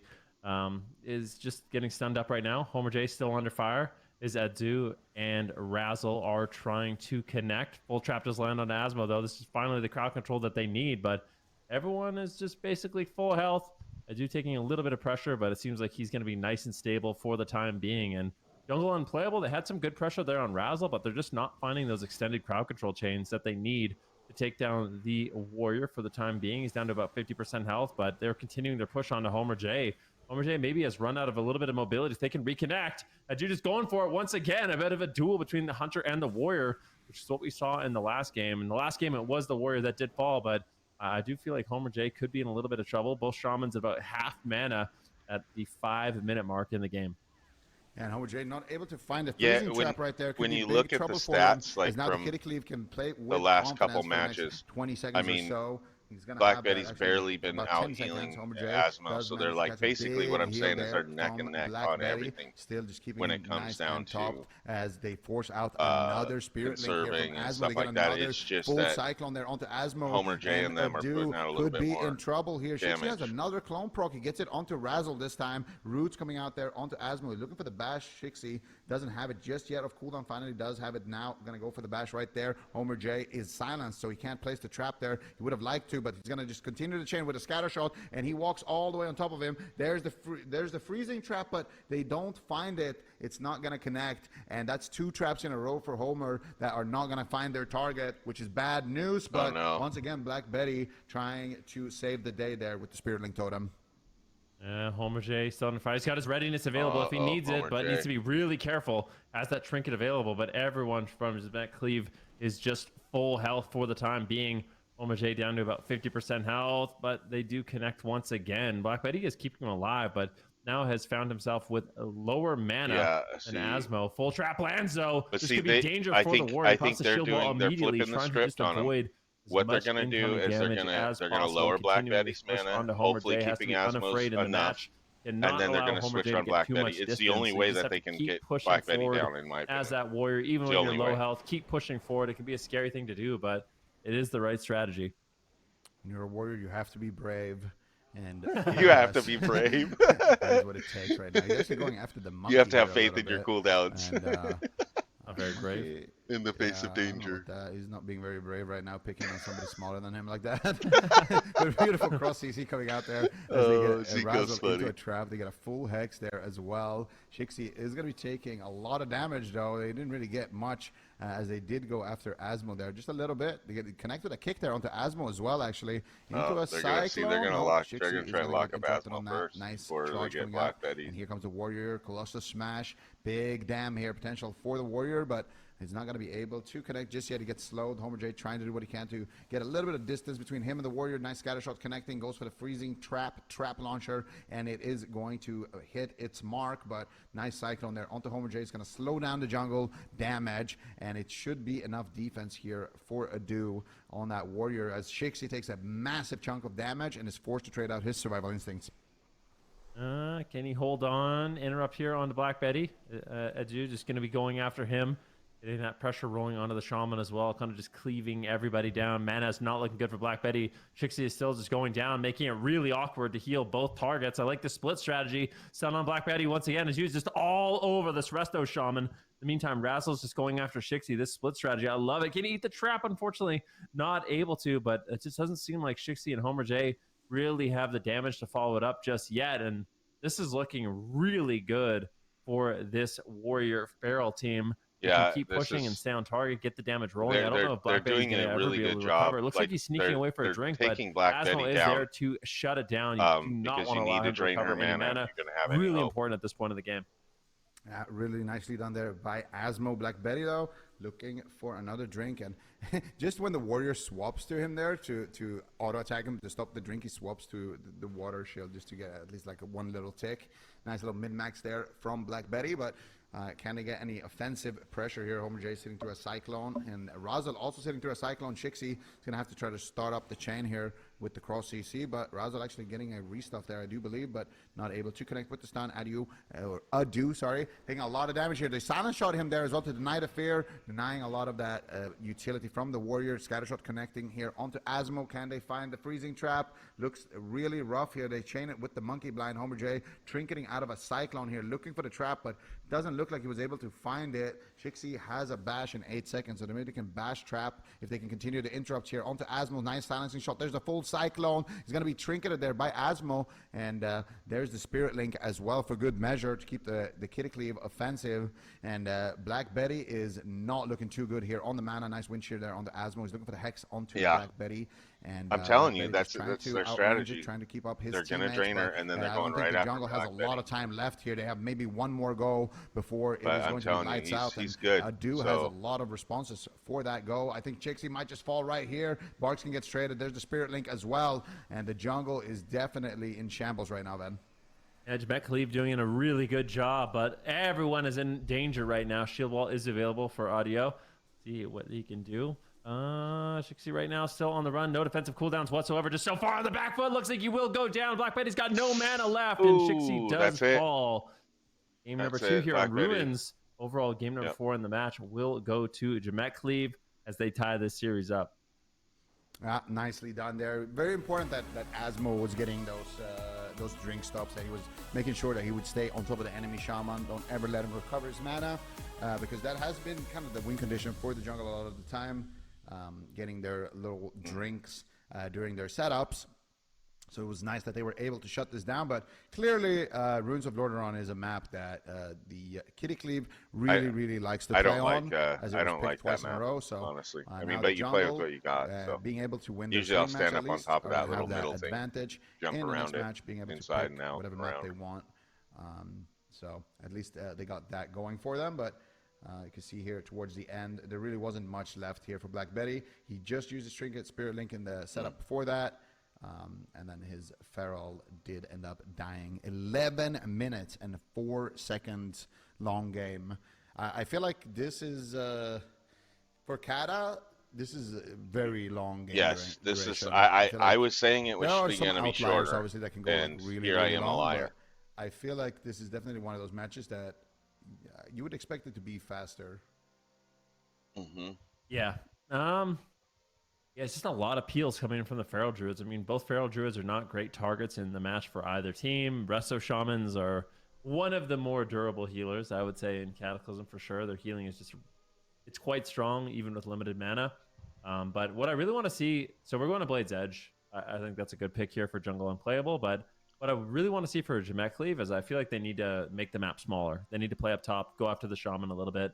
Because I feel like if they do play that same position where Black Betty is just up top by himself doing whatever he wants, it seems kind of unwinnable. Like if he's able to just drink whenever he wants and he can free heal and he's never in any crowd control, it seems like it's a really, really easy matchup. So I think Jamek Cleave, what I want to see them do, go after the shaman up top, and if they, if the hunter follows, then maybe you can make some swaps. But I don't think you can leave the shaman up top completely uncontested like we saw in the first game.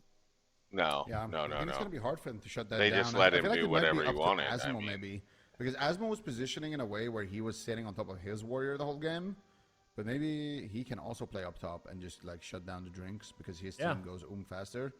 I mean, he's obviously doing that to deny a lot of the traps, so maybe they just die before that point if he doesn't stack on his warrior.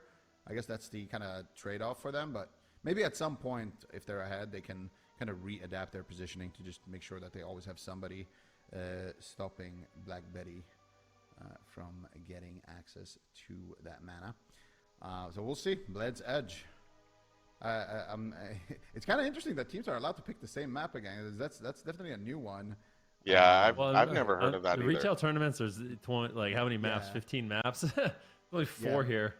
Oh, Yeah, I guess that's that makes true. sense. I mean, if There's you have only a 4. best of 7, right? What are you gonna do? I don't know why I was thinking that there So was yeah, that's more. cool. I mean, It I definitely only makes know it about some interesting probably 8 or strategies, because 9 you of can them, really, but like, I thought that there was at opt least that to, many.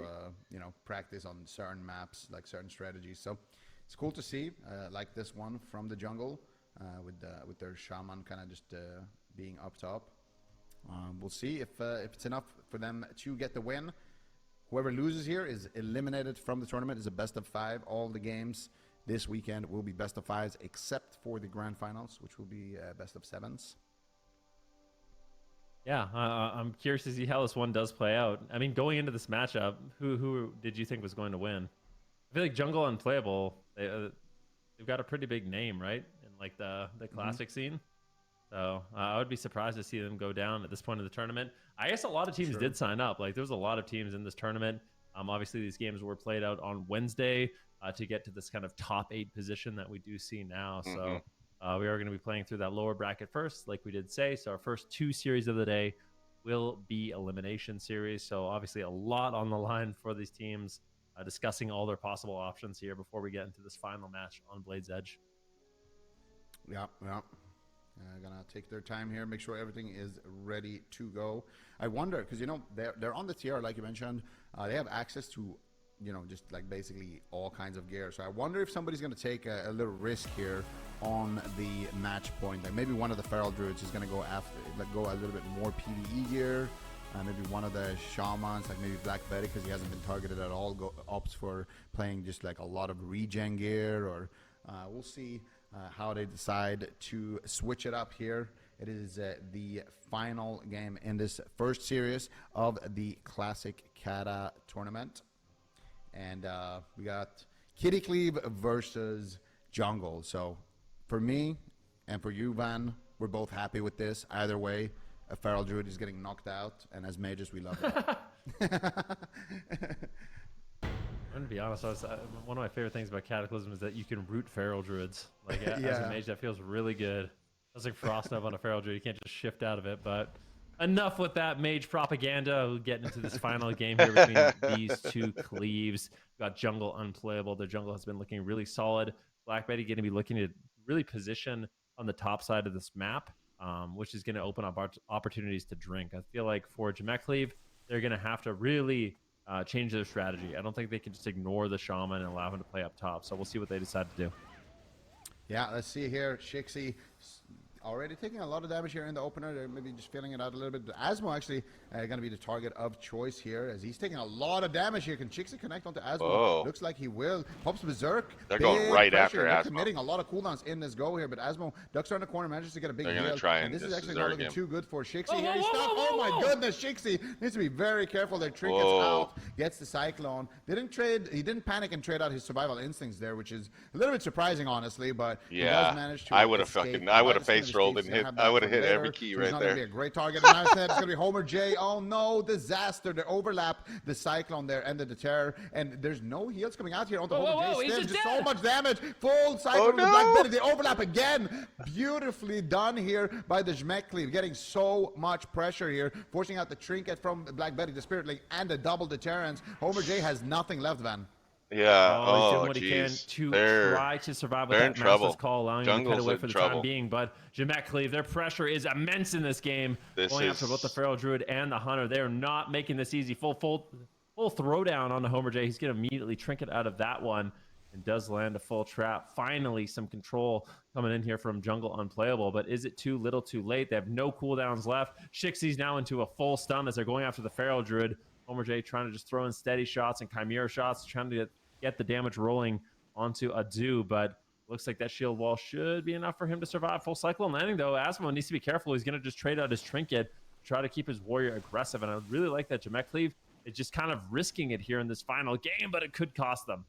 Yeah, but they know they're so far ahead on cooldown, so they're just going to trade and try to stay on target. And this is where Homer J needs to be extremely scared. But they get a nice full trap there onto Asmo, despite the whole team being stacked on him. Homer J really sniping it there in the nick of time, but he's stuck in a throwdown. A lot of damage connecting. There's the silence shot onto Asmo. Adio, what is he going to do here? Beautiful cyclone coming out there onto Homer J, slowing down the pressure there from Razel as they switch over to Shixie, who still doesn't have his trinket for a little bit. Nice fear connecting here on to Homer and Shixie as they make a big push onto Shixie. Is he going to stay alive? Homer J, what is he going to do to save his teammates? He can't do anything, but the survival instinct is beautiful for Shixie, and now Shixie could get a full cycle onto somebody. He's going to find it onto Razel. They need to get crowd control onto Asmo. Asmo's got nothing left, but unfortunately for him, he's got snake dots on him. I can see that Asmo is green right now. Finally, that snake dot, I think, disappeared from him as he gets monkey blinded, but they don't get the freezing trap, they don't get the hex, and they don't get the setup then.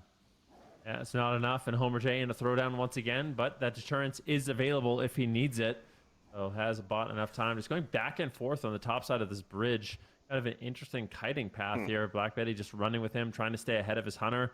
I really like the positioning here for Jungle Unplayable. Their kiting has been good, working together as a team. Yeah, they honestly were a really some disastrous big trouble start, at but first, it but I seems think like they're going to be able to recover. Readiness almost they're coming available back at now. the 3.5 They shouldn't minute have- mark in they the match. shouldn't have I will like, say both these stopped the shamans are kind pressure. of getting They close could've- to running on fumes in terms of mana pre-deterrence coming in here from Homer J. Yeah, this is very trying to intensive avoid some of healing this battle right uptime now. from the warrior, but this is still looking a little bit scary here.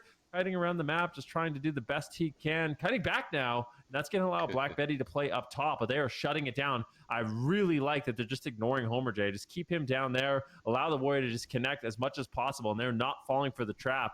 What we saw in the last time these two teams did play is a great adaptation here by Jamek Cleave. Yeah, they're going to make sure that Black Betty does not get any of those drinks. And they are kind of winning on mana. They have all of their cooldowns rotating back up here for the Kitty Cleave as well. And we can see Shixie now doesn't have Bark Skin, doesn't have Survival Instincts, doesn't have Trinket. He could easily go down in a throwdown, but at the same time, Adu is taking some punishment, forced to be a little bit defensive here as they are looking for that CC chain. Full Cyclone connecting here onto Asmo. Adu going to just respect it, trading out the shield wall. Black Betty, Bamalam, looking for the drink, Bamalam, and he's going to get it. And that's fantastic for him. He's going to have a lot of mana here potentially. They still don't shut it down. What a nice bash there by Shixie into the pound stun. And Black Betty is coming back with 30-40% mana here for the Jungle Cleave. And despite, like you said, despite that completely disastrous opener that they had, things are looking fantastic for Jungle Unplayable as they get the warrior very low. They recover the mana disadvantage. They force Asmo's Trinket, and they got the warrior without shield. They're gonna have to push it now. Good Turn on Asmo. There's the Spirit Link totem from Asmo. There's basically nothing left here for the side of Jamek Cleave. Do it. Unplayable has fought it back despite the disastrous opener. There's a full cycle and that does land though. Black Betty's just going to decide to immediately trinket out of that. Wants to keep his team aggressive and might actually sneak away for a drink once again.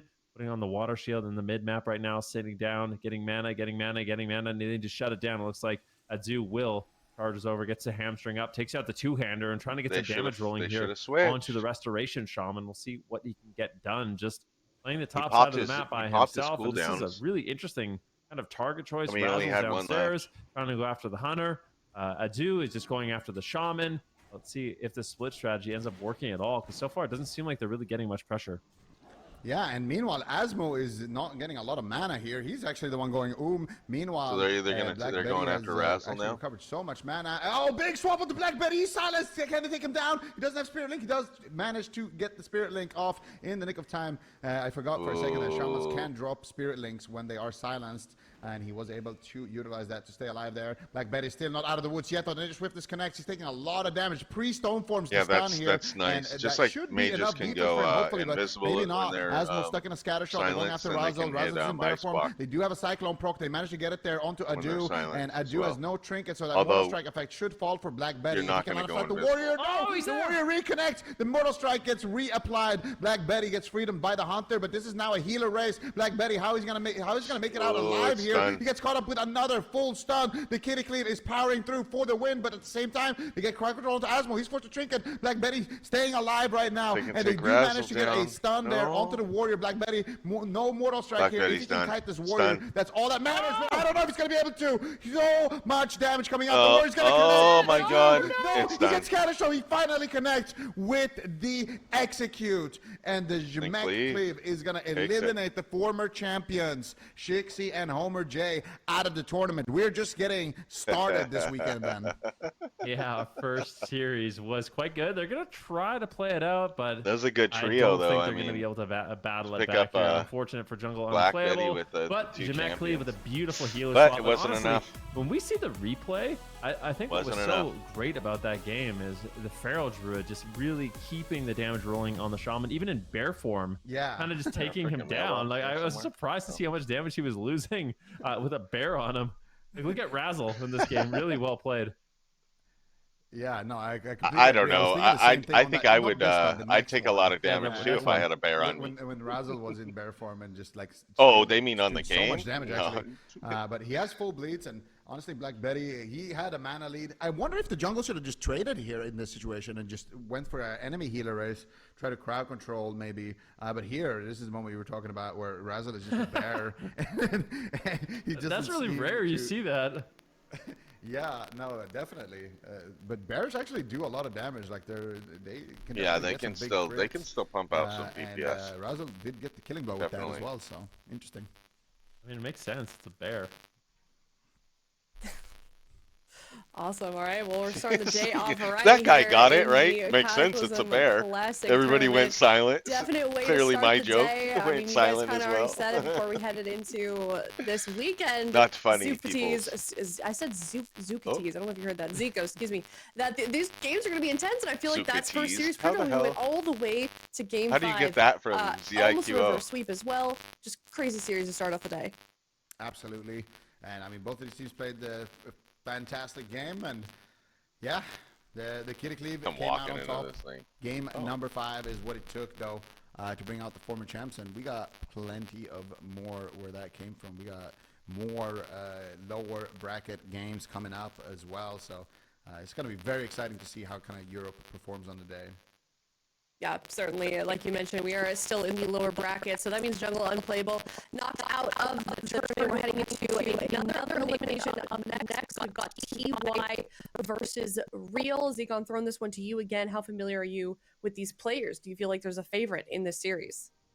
I I don't know these guys. One of them, I feel like you might know one of these teams, Aya. I think Team TY, or like thank you, I guess, is Swapsy's team, actually. So they Yeah, you're got correct. Swapsy. Oh. They're playing Feral, Lock, Shaman. They actually eliminated Hydra's team, I believe, to make it here. So I do think that experience-wise, they definitely have an edge on the side of TY, but Real as well, I think, is a jungle cleave. So I guess it kind of depends. Usually Warlocks do really well into jungle. So yeah, you know what? I'm going to confidently lock in a Swapsy W here. Yeah, that's what I'm doing.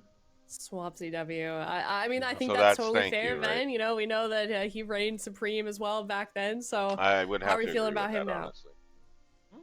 I mean, Swapsy, I always feel good about Swapsy. He's been so consistent for so long. It's hard to ever count him out. But You never know, but Real's looking pretty real too. You know, they got the Wrestler Shaman, the Marks Hunter, the Feral Druid. I feel like Jungle has been a really popular composition. I'm trying to see what Real actually lost to. So Real lost 3-0 to DXB, which is an RMP. So there's success against Jungle I'm not really sure about.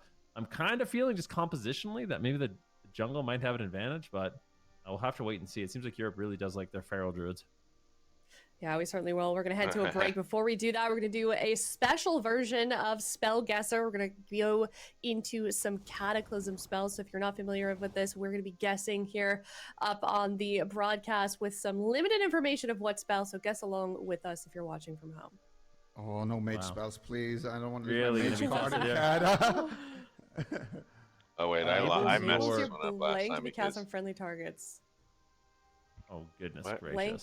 something ICAL effects. Something that oops, that you can cast on friendly targets, and I guess Gotta be something with shields Shadow something them. Priest. to be cast on friendly targets. It's a something spell, right? magical It's a priest effects. thing because I think Shadow Priest can't get it. No, Shadow Priest can't. Yeah, I spell. bet you They it's only a have one mage, spell. and I bet That's you what I'm- it's yeah, that's what I'm probably saying. the So I'm arcane saying link. it's purification or something like that, right? It's No, gotta it might be be purification. something for Disc Priest so they can dispel on friendly targets because Shadow Priest can't. So it's got to be like It's not something going to like be that. That's my improved spell guess. seal. Purification? Purification. It's the thing that enables. I I don't think think so. it's Yeah, I think it's Flip a purification. Hunter's I don't Mark either. know what Yeah, absolution is. Either one of those. I think It's- it's the yeah, thing that I'm with allows him. priest, like Disc Priest, dispel on friendly targets. That's my guess. Okay. I think it's a Yeah. glyph. Yeah, I think it's. I don't know. Actually. Could be. Yeah. I'm think it's looking in glyph. purification. I'm looking in purification as well, because that's it's what I definitely thought. not. It's definitely not imp spell steal.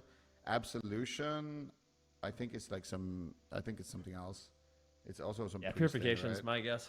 And Yeah. I don't think Yeah. it has anything to do with Hunter's Mark. So I'm going Yeah, Okay, it purification. doesn't have anything to do with it. Oh, Purification. maybe. All right, let's lock it in. See what we got here. Oh, Ah, no. okay. Oh, I was right about. Absolution. Okay, well, I was right about I don't what even it know is. what that is, though. Yeah. I Honestly, didn't know the name, but I knew it was the thing. So Dispel I get at magic least a to be half point. cast on friendly I think, targets. you know, they sound like similar Oh, yeah, things. yeah, They're yeah. 2 words, or they're 1 word. It's got shion at the end. Come on, can I get Close. this freaking? What's the icon? Okay, wait, what? What is this? I think You it's gotta D. guess the ID. That's my guess. Yeah. Wait, what? Zico? What is this even an icon of? Of the spell. Oh, what we just Oh. saw. Absolution. Oh, of absolution. Wait, show me notes again. I guess feel like it's C, I feel like C. I want to see- It I'm gonna looks say like all a the way to warrior the thing. right. It looks like a The like glow B looks thing on the right. None of these look like priests. I feel you know what they remind me look- of. You know, like when warriors overpower like your healing wrath, and it reduces like Yeah. the healing effect. Because I That's what think C and that A one- reminds me of. that So one- based I- off of I that, think it's the those far right. are in my head warrior icons. B Okay. looks. I'm gonna say D. Looks like it B. could be. Last one. Like based on the But- description, right? All yeah, right. but I think it's a bait. I'm a D. think I D. feel like D. I feel like it's a D. It's a D. I'm pretty confident in D. but I You were don't know. pretty wants the confident in D. previous one as well. So let's not forget that. Okay. Well, let's not forget that I guessed exactly what it was. Yeah, I was thinking it was either priesty B. or paladin on I that should have one. went too. with B. I thought it was gonna be a bait. Shoulda, coulda, woulda, but It felt like Wait, a bait to isn't me D too. See, Wait, isn't D a paladin? Isn't that like a? Isn't that a paladin thing? Paladin I icon? don't know. that's Looks what I like a- thought. Like shieldy. It gonna be a Saved by the long Light or weekend. something. It's gonna be a long weekend of guessing Oh these. my god, we need It's to funny. know Kata tooltips and icons. We have so much WoW knowledge Yep. between Sorry. all of us. Those are the rules. You didn't see it in your contract? I don't know. I've been playing 15 hours a day. Yeah, exactly. I don't know that one. All right, well, we're going to head to a break. When we come back, we're going to have more EU Cataclysm gameplay coming up next. Stick around. We'll be right back.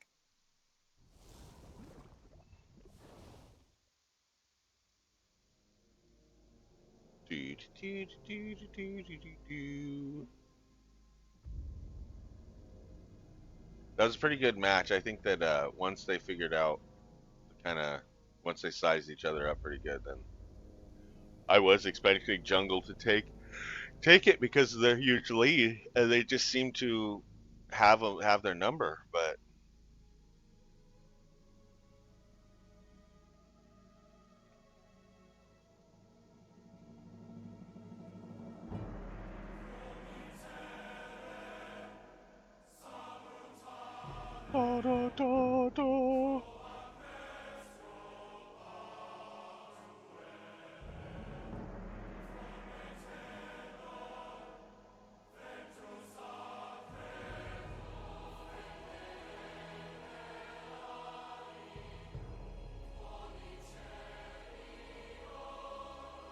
I have so many points to put in.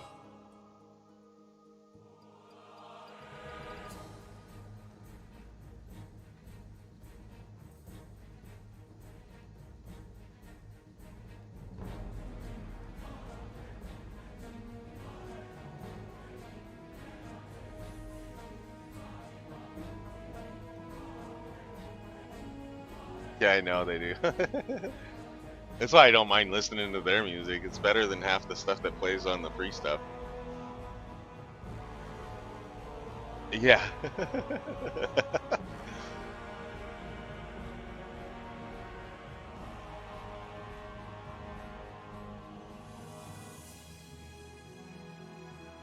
All right, I don't remember.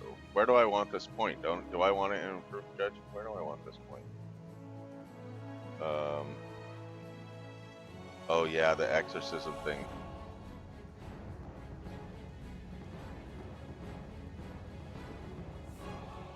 Let's play the ret style for a second.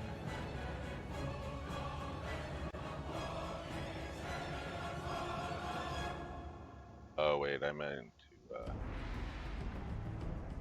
That's tank. Save.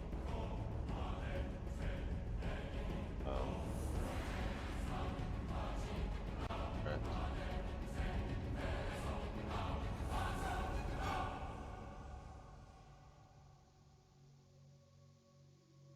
Doesn't like take my armor off, right? That's what was it that I got? It was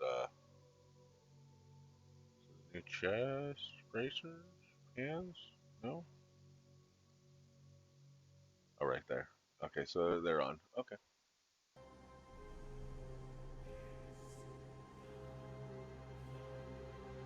Oh.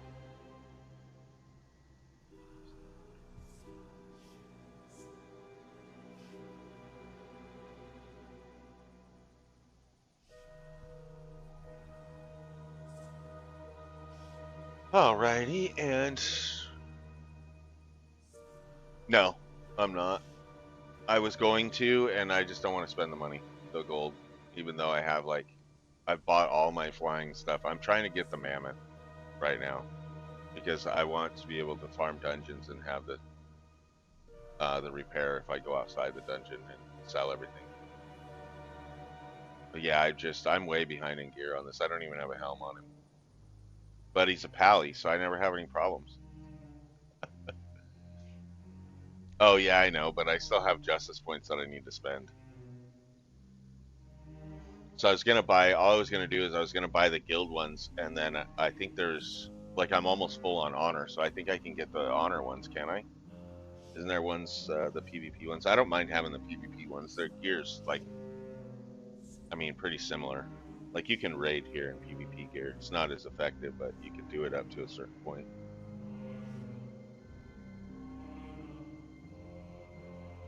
And I mean, this guy, I was gonna go half. I mean, I might change it, but I've always played a prot, so I went prot, and then I'm trying the retro because I've never played Retribution. I've always played either Holy or prot, so I'm trying to do it this way.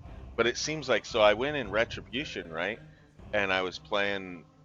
I don't remember what area I was doing, but it seemed Hello, like everybody, and I welcome was back. We're on the losing more second series health of the day here in the overall, European region and for I the was going Cataclysm slower because I'd have Classic to stop Tournament. and We're wait for eliminating mana yet on another ret. But when team. I switched back Subities, to we've got tank, I was able to take the TY whole thing in one versus Real. pull We got a and lot of kill it feral twice druids as in the lower fast and bracket. still It's be just full feral mana, druid full versus health. feral druid down here. So I was like, why? Jungle I'm not Clue for even one going side, fast and in then retro. The only Warlock reason I feral have it is shaman so on that the way, if I other. don't So want to tank quite a a dungeon, difference I in have, playstyle between these an off compositions. spec, One and I don't focusing want a to lot heal. more on just overall damage, and the other one focusing on I'll let control. these guys So talk it'd a be little interesting more. to see those archetypes going head to head. Yeah, absolutely. And Super we had a tease. series go all the way to game He 5 should be in that first one of the stripper day. Then, tease.